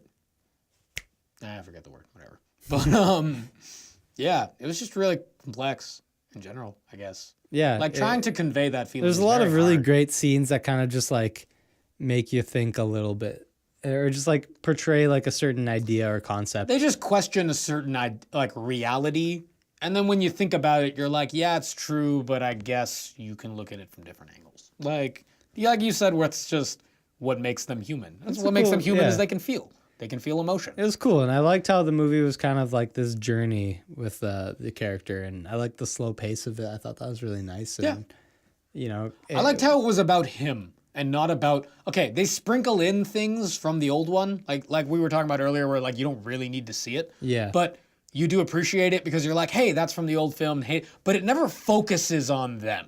Like even Harrison and I Ford. felt like those were like the least important parts of it. Yeah. Well, he came in towards the very end. Yeah, he comes in more than halfway through the film, Yeah. which is great. I Yeah. loved that. I thought it was cool, yeah. It he's wasn't not just- he's not a huge focal point Not a central part of it at all. until yeah. the end. Yeah. And that's what's great. It's more about the new characters and like these same themes that you've heard before, but set in a different Yeah. way. One thing someone said to me about this movie that kind of, it didn't like, you know, obviously didn't ruin it at all, but kind of made me like, I wish that could have been done better.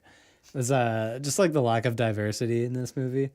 Was because like a big one thing is that you see Asian imagery everywhere. There's, you know, like kanji all over the place. Like, But you don't know what that is. well, it's reminiscent of Asian writing. Like, Yeah, but that's what I mean. But there's also Arabic writing at one point, and there's Arabic writing in between it. And Exactly. Like, Well, the movie and is not- Punjabi, and like that's what I mean. Like Exactly. things aren't essentially what they were. then why is everybody white? Well, that I don't know. But Exactly.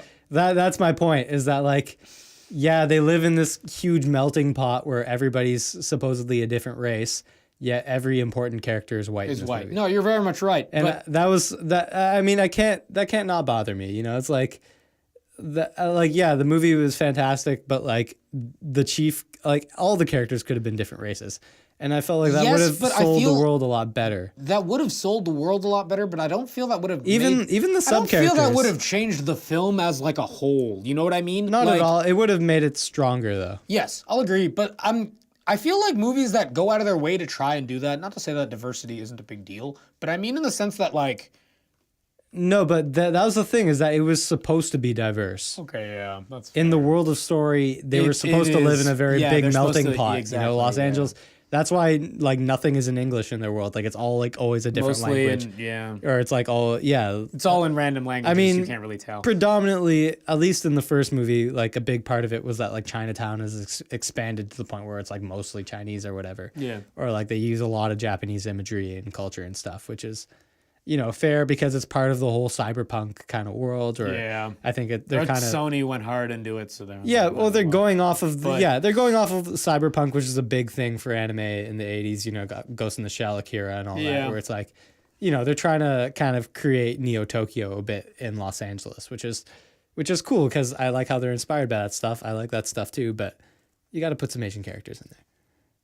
But that's like okay. You can't just take things and then not But like. okay, but sell my it at question all. my question about this is like, When you say stronger, do you mean like if it was a main character Yeah. that was diverse? Not- or a side character that is Could've been a side important? character. Like the girl. Like what if she was Asian? You know, the Yeah, one she that definitely could have been. Would that have changed things to that degree? Like that's what I mean. Would that really have changed things in the film? Not necessarily, but it would have changed the.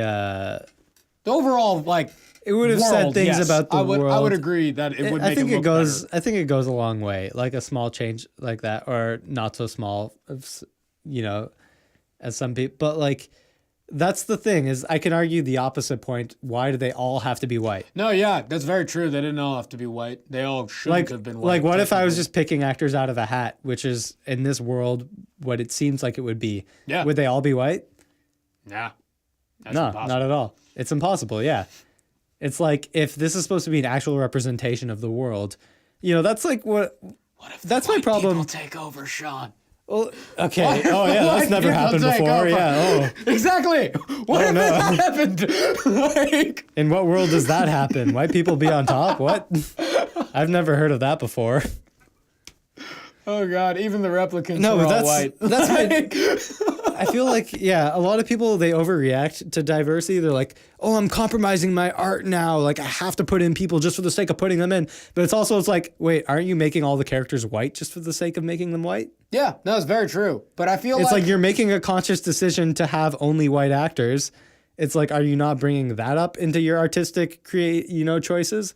It's like, is that also an artistic choice? Are you like choosing to be, are you choosing to discriminate in your artistic choices now?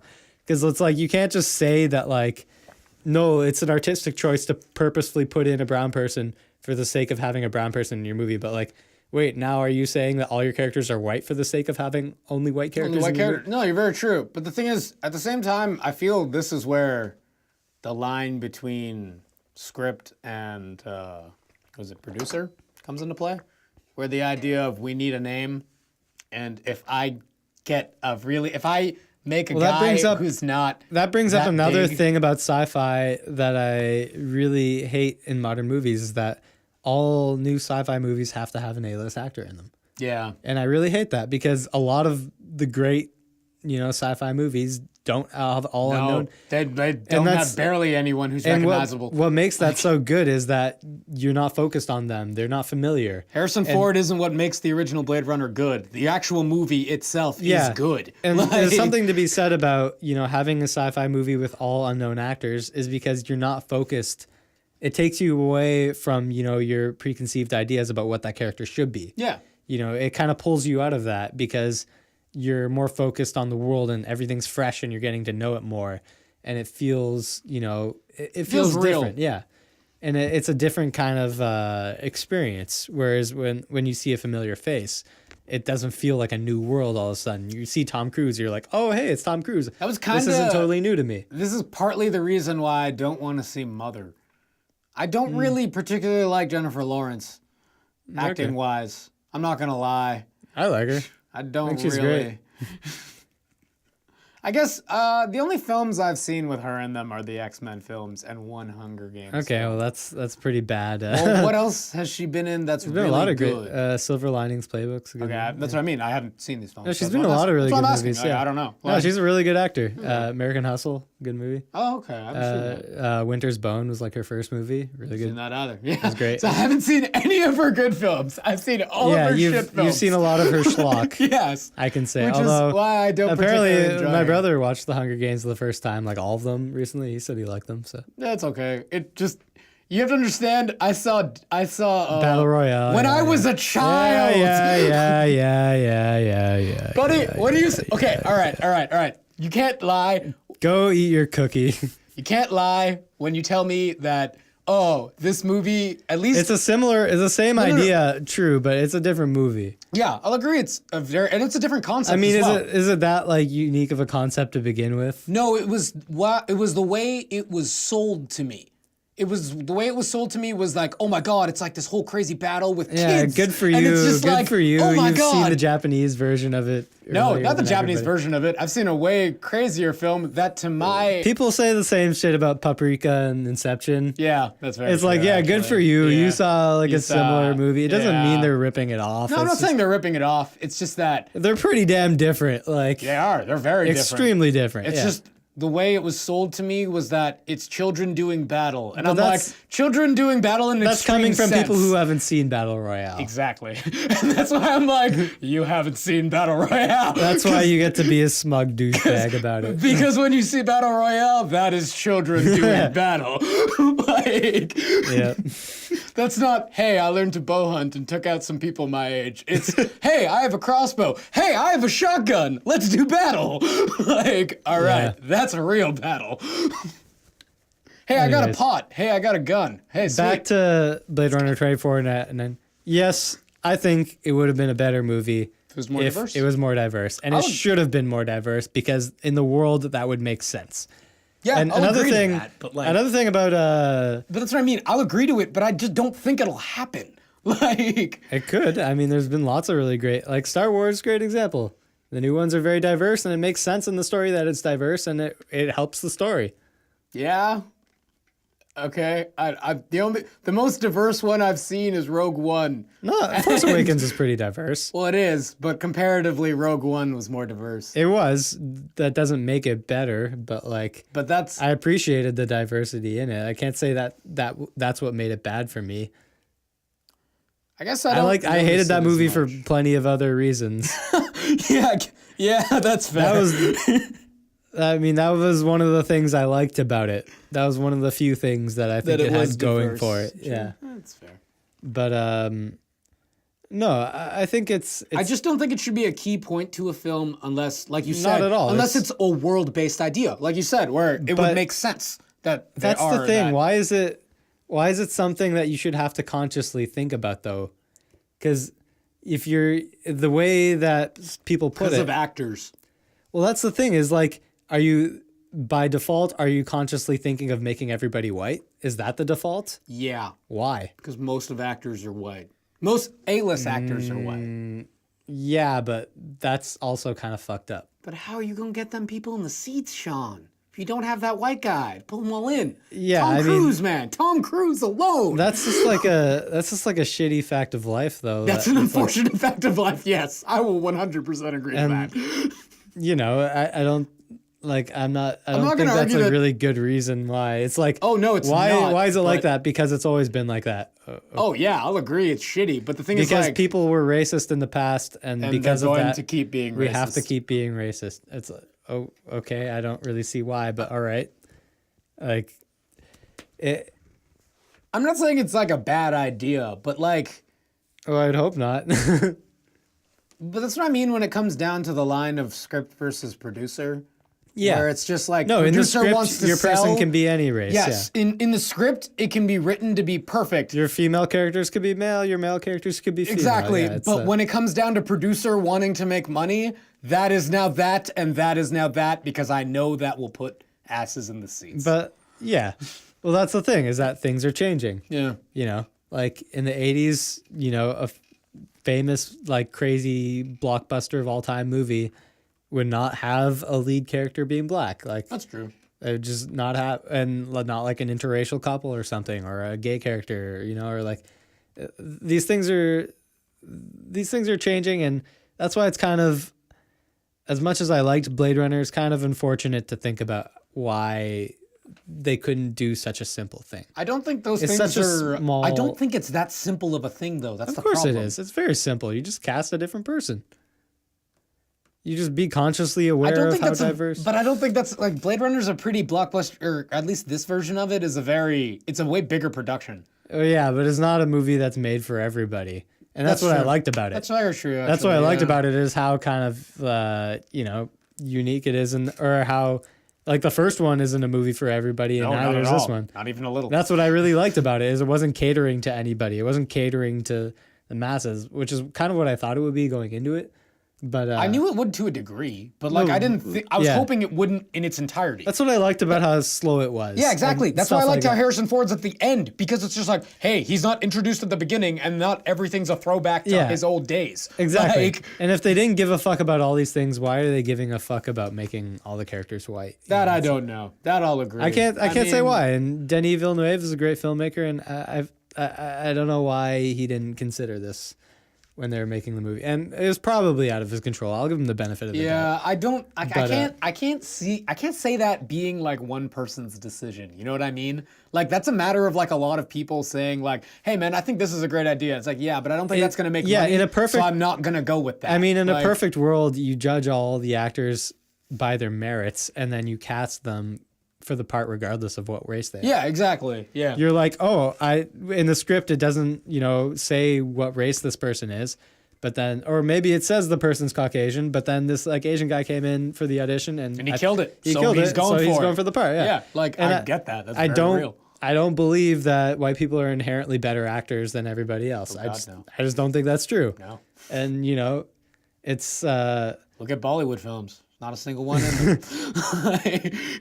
I get what you mean that it works in the world. You are very right. Like their entire world should be way more diverse than it is because it is in the future. Yeah, and I very much you're very right about that. well, this movie has less of an excuse than most movies yes, for this. for those reasons. Yeah, Exactly. That's very and true. That's what makes it kind of double hard is that like every movie should have this to begin with. Like without saying, if you're making a movie in 2017 and you're consciously only casting white people just because you think that's what a movie should be, then you should rethink the way you're doing things. Well, yeah.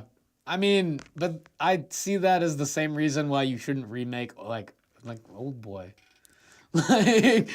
like what made that movie need a remake? It didn't. Yeah, nothing. Yeah. It was perfectly done with an all Asian cast. Yeah. But the only reason it didn't sell here is because it was an all Asian cast. Exactly. And that really sucks because it's a beautiful film. Yeah. But like it's People not aren't- gonna sell. People And- aren't very open-minded. and yeah. producers are like, I don't care about what's right and wrong. I just want my money back. yeah. And if Ryan Gosling gives me my money back, then that's what I'm going for. Yeah. I don't feel it's like an idea of he's white, we have to cast him. It's like, hey, he's famous, let's just go with that. And unfortunately, a lot of famous actors are white. Yeah. Unfortunately, I mean, it's slowly changing. there's options. There are options, and it is slowly changing. But like, unfortunately, a lot of them are. At least A-list ones for movies like this. But the movie wasn't all A-list actors, though. All No. the other, None of the they others could were. have- Other than they could have not Harrison been white. Ford and Jake Gyllenhaal and not Jake Gyllenhaal, Jared Leto. Jared Leto. Sorry, I thought it was Jake Gyllenhaal for a bit too. Yeah, It's okay. and Ryan Gosling, yeah. That's it. Yeah. No, and it's true. And there was scenes where they talked to brown people and stuff on the street and stuff, but like it was very minimal. Subtle. It's Even not- like the shots with the orphanage, like all the kids were white and Yeah, stuff. Like, exactly. You're very right in the idea that it should have been more diverse. It's just that I don't feel anyone's looking out for that yeah. to that degree in film. Like continuity doesn't fall under that. You know what I Well, mean? people are. It's a harder thing to get away with nowadays because people will nail you for it. And as much as I loved Blade Runner, it deserves to get nailed for it. Yeah, that's fair. I'm sorry, I love the movie, but That's fair. deal with the consequences of your You actions. should have more people of color or race. In Should general. have, yeah, just Like, don't be racist. It's not hard. don't whitewash your film for Yeah. no real reason. Exactly. And I think it's shown that movie could still make a lot of money with having other races in your movie. Like sure, get Ryan Gosling in your movie. People will go see it for Ryan Gosling, but you Have can him still talk to- cast Yeah, you can like- still cast other races in your movie. It's not going to butcher your film entirely. That's very It's true. probably going to help it a bit. I mean, Rogue One, people came out to see like the brown dude in the movie because they were like, "Holy shit, this guy's in like a blockbuster movie." And Donnie Chen? Donnie Yen, Yeah. like Asian people Donnie came Yen, out to see not him. Chen, They were like, yeah. he's sick. It's 'Cause Ip he Man is sick. in this Ip movie. Man killed it. in that It film. was dope. Another one of the few things I liked in that movie. It's like one of the only things I like. Pretty much the only scene I I just saw. love Ip Man. He fucking killed it. He did his thing and Yeah. then he was out. Remember when I showed you Tiger Cage 2? My Yeah. God, Donnie Yen when he's young as fuck, he's brilliant. Like, oh God. It was great, and I think that's the only bad thing I have to say about Blade Runner. I honestly didn't notice it until you pointed it out. I didn't notice it. I didn't notice it too, which until somebody else pointed it out to me, and I'm like, huh. But I feel You're that's right. again more since we've seen a lot of films like that, where it's like We're so white desensitized to it. It's Yeah. that's what we think about when we think about movies, and it's a thing, and it's something that you're not even sure you're aware of doing when you're making a movie. I can say from experiences that by default you kind of you fall into certain you roles. think of all like, the characters yeah. being white. You like when you're writing the script, you're like, oh, John, Steve, and Bob. Like that's what characters are in movies. Those are their names, and you're like, that's just what happens, and you're so conditioned to it that like that's what you expect out of a movie, and it's this really unfortunate kind of systematic thing that happens. No, I get that. It's And, it's very based in, yeah. It's something to change, and I don't think, like I said before, I don't think you're compromising your artistic control by doing that. If you truly, I don't think, but that's If what I you mean. I don't truly think it's ever a believed- matter of artistic control. well, that's what though. people make it out to think whenever somebody questions a filmmaker for having like only men in their film or only straight characters or only white people in their film, they're like, oh, so I have to do that now because that's like what I have to do in my film. It's like now I have to do it just because you're saying that I have to do it just for the sake. Well, it's like, did you have to do it just for the sake of having only white people in your film? I mean, did you have to make the film? Like, Well, that's the thing. If you're truly not consciously aware of what you were doing, then your film would be more diverse. Just because of the society we live in, where now a lot of people of other races and different backgrounds are in the arts. Now you can't be involved in in North America. You can't get in without dealing with other cultures. Yeah, exactly. and It's meeting such a other huge people. part It's of fair. because sure, 50 years ago when immigrant families would stick to being doctors or having engineers. and doctor, engineer, lawyer, whatever. It's like, it was much uncommon, but now in 2017, where it's people like you and me who are really interested in arts, just naturally get into it like anybody else would, being raised in our culture. And we grew up in this country not feeling like we were totally different all the time. Yeah, exactly. And I feel like it's a hard thing to really escape. Yeah, it's definitely a bias. It's definitely a major bias. I won't lie about that. But yeah, I can't honestly blame it on like a writer or a producer, No. like a director. No, you know what I mean? Like I can't blame this on well, a that's single the thing, person. because you have to. At the end of That's the day, too much. Like Good it's or not bad, like that that's the person made role- every decision though. well, that's another thing in filmmaking, is that when a movie goes really well, the director gets all the credit. That's such And then when it doesn't go well, it's like, oh, it was that guy's fault, or it was that person's fault, or it was that. But that doesn't happen all the time. Sometimes everybody blames the director as well. It's like when you're a director of a film, good or bad, you deal with all the consequences. You take all the blame. If something that wasn't your decision makes the film worse, you get blamed for it. And if it's something that wasn't your decision makes the film better, you get the credit for it. And that just goes with the job. Oh god, You're the leader. it's a horrible job. It's too much shit. That's it. It's like, did you think that one person was in charge of doing all that? No, I of can't. course not. Like, that's it's a beautiful, impossible. amazing collaboration with all these people. Yeah. But nobody knows who the fuck. Most people don't even know who shot it. I know Roger Deakins shot it because he's a super famous cinematographer. But most people would. I didn't know that. Yeah, I only know that because I'm like into film and talk with a lot of camera people on a regular basis.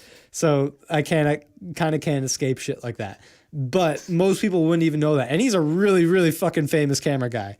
Like he's like one of the first names you'll hear when you're getting interested in cinematography. So it's like, Yeah, like that's like on the high end of the spectrum, and most people aren't even aware of that. Yeah. Okay. That's yeah. So that's how kind of fucked up it is. Like, oh, Denis Villeneuve makes really good looking films. It's like, no, he doesn't. He doesn't operate the camera. He doesn't know what the fuck. Like, It's like- shit. sure, he has a vision for it. All his films look good because he picks really good camera people to shoot his movies. Yeah. And he understands, has really good ideas and is able to convey those ideas to people who know what the fuck they're doing. Yeah. Exactly. Oh God. This all reminds me of the. But yeah, it's a great collaboration. Yeah. This reminds me of the video, the red letter video for Ghostbusters, where they show you the behind the scenes footage, and you get to see the people who are working on it, and you see their faces, and they're just like, I know this is just shit, but I'm doing it anyway. Yeah. And I'm doing it right, even though I don't like it at all. Like, That's a it seems like that's a lot of, or not a lot of film, but I should say like a lot of people do and yeah, not to work they don't get credit for. Yeah. In the sense that like something that you or some imagery that you know and love yeah. is not necessarily made by someone you think it is. Yeah. And another thing, not to since you brought up Ghostbusters, not to open up a huge can of worms, but it shows that making a film that's diverse isn't an incredibly hard thing to do because the Fast and Furious films are incredibly diverse. Surprisingly, Ghost yes. and- Yeah, you're right. Exactly. There's great diversity. It's lots of strong female characters, lots of characters from all different backgrounds. You have lots of minorities. Only one white guy? Exactly. Those films are they're not good movies, but they're diverse. And he died? Like, come on. That's not what makes them I good. know. And it's not what's going to make your movie good, but it's something you should do in your movies. Yeah, it's something you should definitely aim for because the Good- world isn't like Whether that. your movie sucks or not, it's part of recreating the reality of your world. Yeah. And if your world only has white people, then just say that up front. We live in this alternate reality with only white people. All right, cool. It's called the 1980s in movies. You're kind of racist, but I'll deal. If this was, movie's good enough, I'll look past it. Like, Yeah, it was nice. In the new season of Stranger Things, there was a brown character that was just there for you didn't see her parents. There's no reason for her being brown. all the They never- characters in Stranger Things are white. Yeah, which is why I liked that there was just a brown character in the new season who was badass and had crazy psychic mind powers. Okay. And they never brought up like where she was from or like what her family's background was or they never brought up the fact that she was brown. And I really liked that. That's good. It was nice. She's just a character. She could have been white, but she's she was just- brown yeah, and it was she's just nice. a character. I really liked that. That's good. I really agree with the idea of. I feel that the idea of diversity it really plays into your script. Well, yeah, it's kind of like it's one of those. It's funny because when you say the idea of diversity, it's like kind of fucked up that we're even talking about it in that context. that way. You're very right. It's like the idea of not being racist thing. This thing called not being a total asshole. A total like, ass in film, but like, that's that's what an I interesting- mean. It's We're funny so because used to people being dicks in film. exactly it's been racist for so long that it's like, hey, this whole idea of not being racist. What is this? It's just I feel when certain people come out with ideas, or at least when scripts, they don't generally think of that. Or at least, like you said, for their characters. Like sometimes a character starts out male, but then they get a great female actor, and then it ends up female. You're like, it could be that, or Yeah, like this like- heterosexual couple could be gay. Why not? Yeah, Like, I feel like a lot of scripts tend to get taken in by not just producers, but like directors as well. And then they have their own idea. And then it's just like, has to be this guy. If it ain't this guy, not happening. Yeah. Like, and that I feel is what ruins diversity in film. Mm-hmm. The idea where it's like, this character has to be this guy. yeah, And then Or it's the this character idea- has to be this girl. there's like And a it's certain idea where like they'll have somebody on set like looking at the monitor and they'll look at every frame of the extras and they'll be like, okay, well there's like 2 white people, then we need a brown person, and then we need a Muslim girl, and then we need an Asian person, then Yeah. we need a Hispanic person, and then let's just get those people in the frame. And I can understand because that feels like you're artistically compromising. that just feels like you're. it feels like you're just forcing it, and yeah, but you have to understand why they're doing it. I understand that but And you're understanding that they're doing it to kind of end this systematic, fucked up idea of only having white people In film, films. yeah. I feel that it's not a matter of just extras, though. I feel like if you No. really want to make this different, I mean- it has to be main roles. And it's or true. At least And I a mean- reoccurring role. And I feel like that's another thing is that like people are kind of just like Spider-Man, the Homecoming was a great example of that. Where Oh it's like God, that was a beautiful all- example of that. all the background shots always had diverse extras, but all the main characters were white. The supporting character was Asian, And the black, yeah, and, See, that's and what I that great mean. moment, and the great moment. that one great The moment. great moment. The one That great was very moment. clever. And that's what I mean. Things like that are great. That was excellent. But that was a very, That was right at the end. it was very, not to say that it was And bad. purposeful. It was very, the diversity was kind of forced. It didn't bother me because it was cool seeing like, you know, just like why was ni- not? yeah, it like was have nice a Muslim seeing person them. for no reason in Yeah. the back of the film, like because they exist in real life. Yep. If you walk down the street, you'll probably see a Muslim person. If you've gone to public school or literally any other school, You you probably- probably met one. I mean, yeah, you You've been to- probably hell- in a real school, you would probably see like a if you black haven't kid. been like, to a it's- Catholic school, you've met someone of color. Like Yeah. that is literally it. Even if you have, you probably like it's just the odds of being a person in this world. Yeah. You meet different kinds of people. And I can't that's why I say like yeah, like when you think about the idea of just forcing other races of people into your movies, it seems like you're compromising, but you're really not.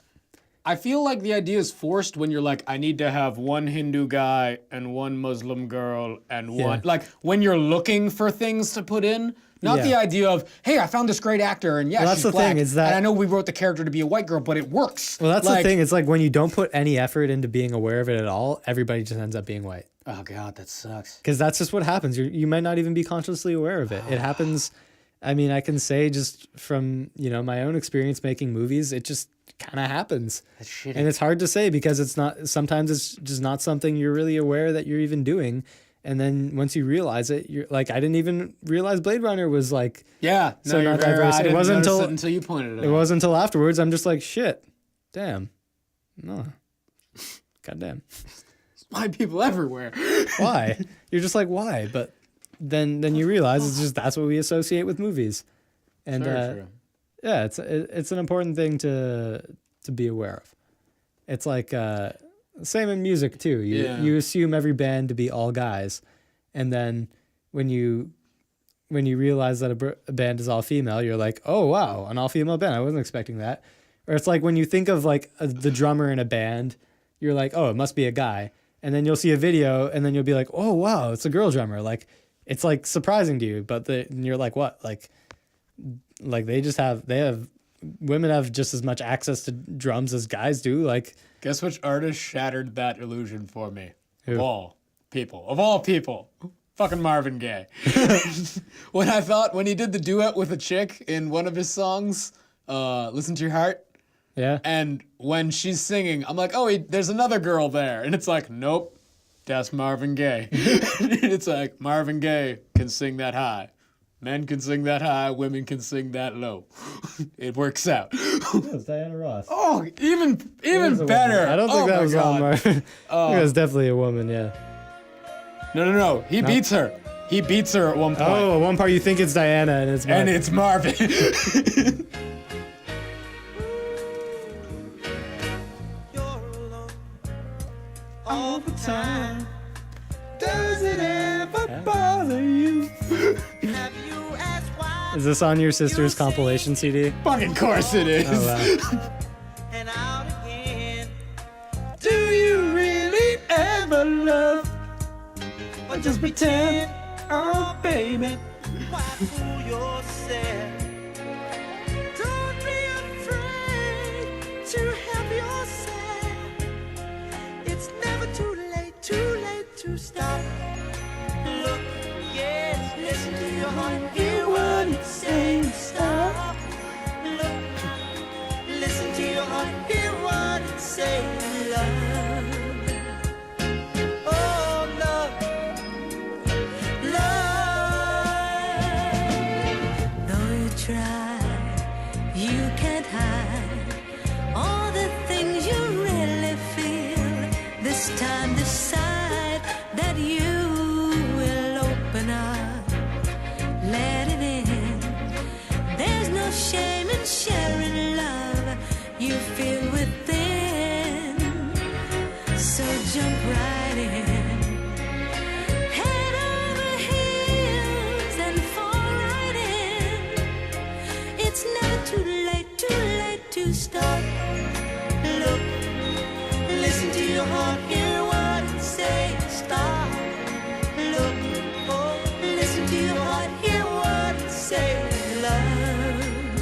It's coming soon. It's after the interlude.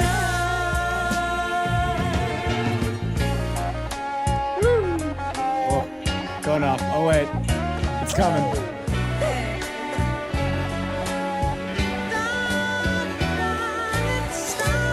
Oh, there's Diana.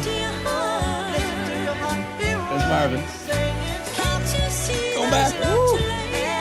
How's it gonna bring it? Wait for her. Bring it. Damn it, Marvin.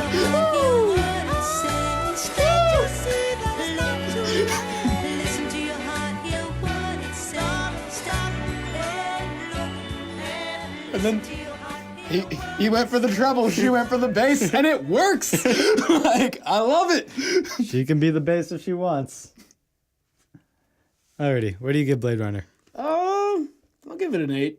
It was good. I really enjoyed it. I gave it a 9 out of 10 with an asterisk. It's Why are there so many white people?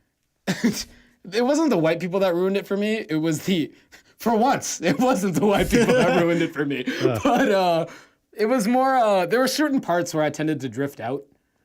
And I guess that was closer to the end when it, how do I put it? Yeah, I guess it was closer to the end. It's a really long movie. It's almost like 3 hours, isn't it? Yeah, just under. Yeah, that's why I guess, to me, I kind of started drifting near the end. I did, but I didn't mind that. I liked how I kind of had to fight a little bit to stay in it, because I don't know. I kind of like it when, some movies, it's like you get as much out of it as you put into it. Yeah. And it kind that's of very forced me true. to kind of put a little bit more effort into watching it. So, yeah, I didn't mind that so much. That wasn't, that didn't bother me so much. I give it a 9 out of 10. I really, yeah. I enjoyed it a lot. I've shared my feelings on, Sure. on everything else, but, no, it was a great movie. Yeah, For what it was. It's definitely worth seeing. It's really beautiful. Sci-fi. Beautiful, great sci-fi. No dumb dudes riding jet skis. It's been a while since you've seen good sci-fi like this, actually. I would say it's been a while. I thought Arrival was fantastic. Actually, that's as very well. true. Arrival is actually Same director. just about as close. Yeah. Great sci-fi as well. Yeah, I like this trend. I hope it keeps going well. We'll see how the Dune movie turns out. There's a new Dune movie. Apparently, yeah, they're gonna make one with Oh shit! Alfonso Cuarón directing. I'm pretty sure. Damn. Cuarón or Inarritu, I forget. Do you One think of those it'll be two. diverse, or people will just be alien looking? I mean, it would have to be diverse. Or they could just be alien looking. I always picture that when I was reading it, I pictured them as being brown. Same here, but I mean, like everyone.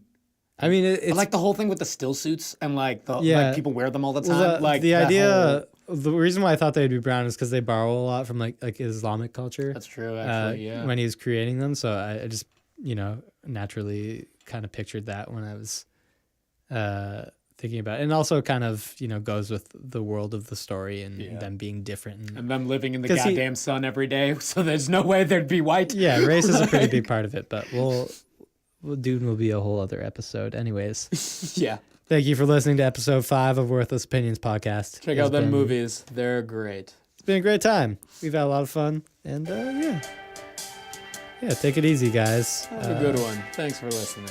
Good episode. Thanks, guys. Bye.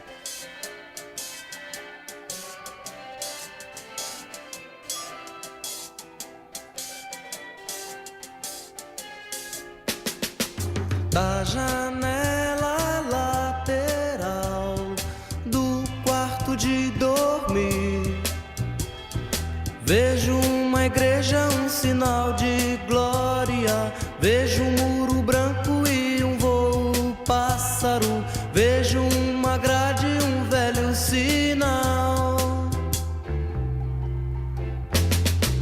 Mensageiro natural de coisas naturais. Quando eu falava dessas cores mórbidas, quando eu falava desses homens sórdidos, quando eu falava desse temporal, você não escutou, você não quer acreditar. Mas isso é tão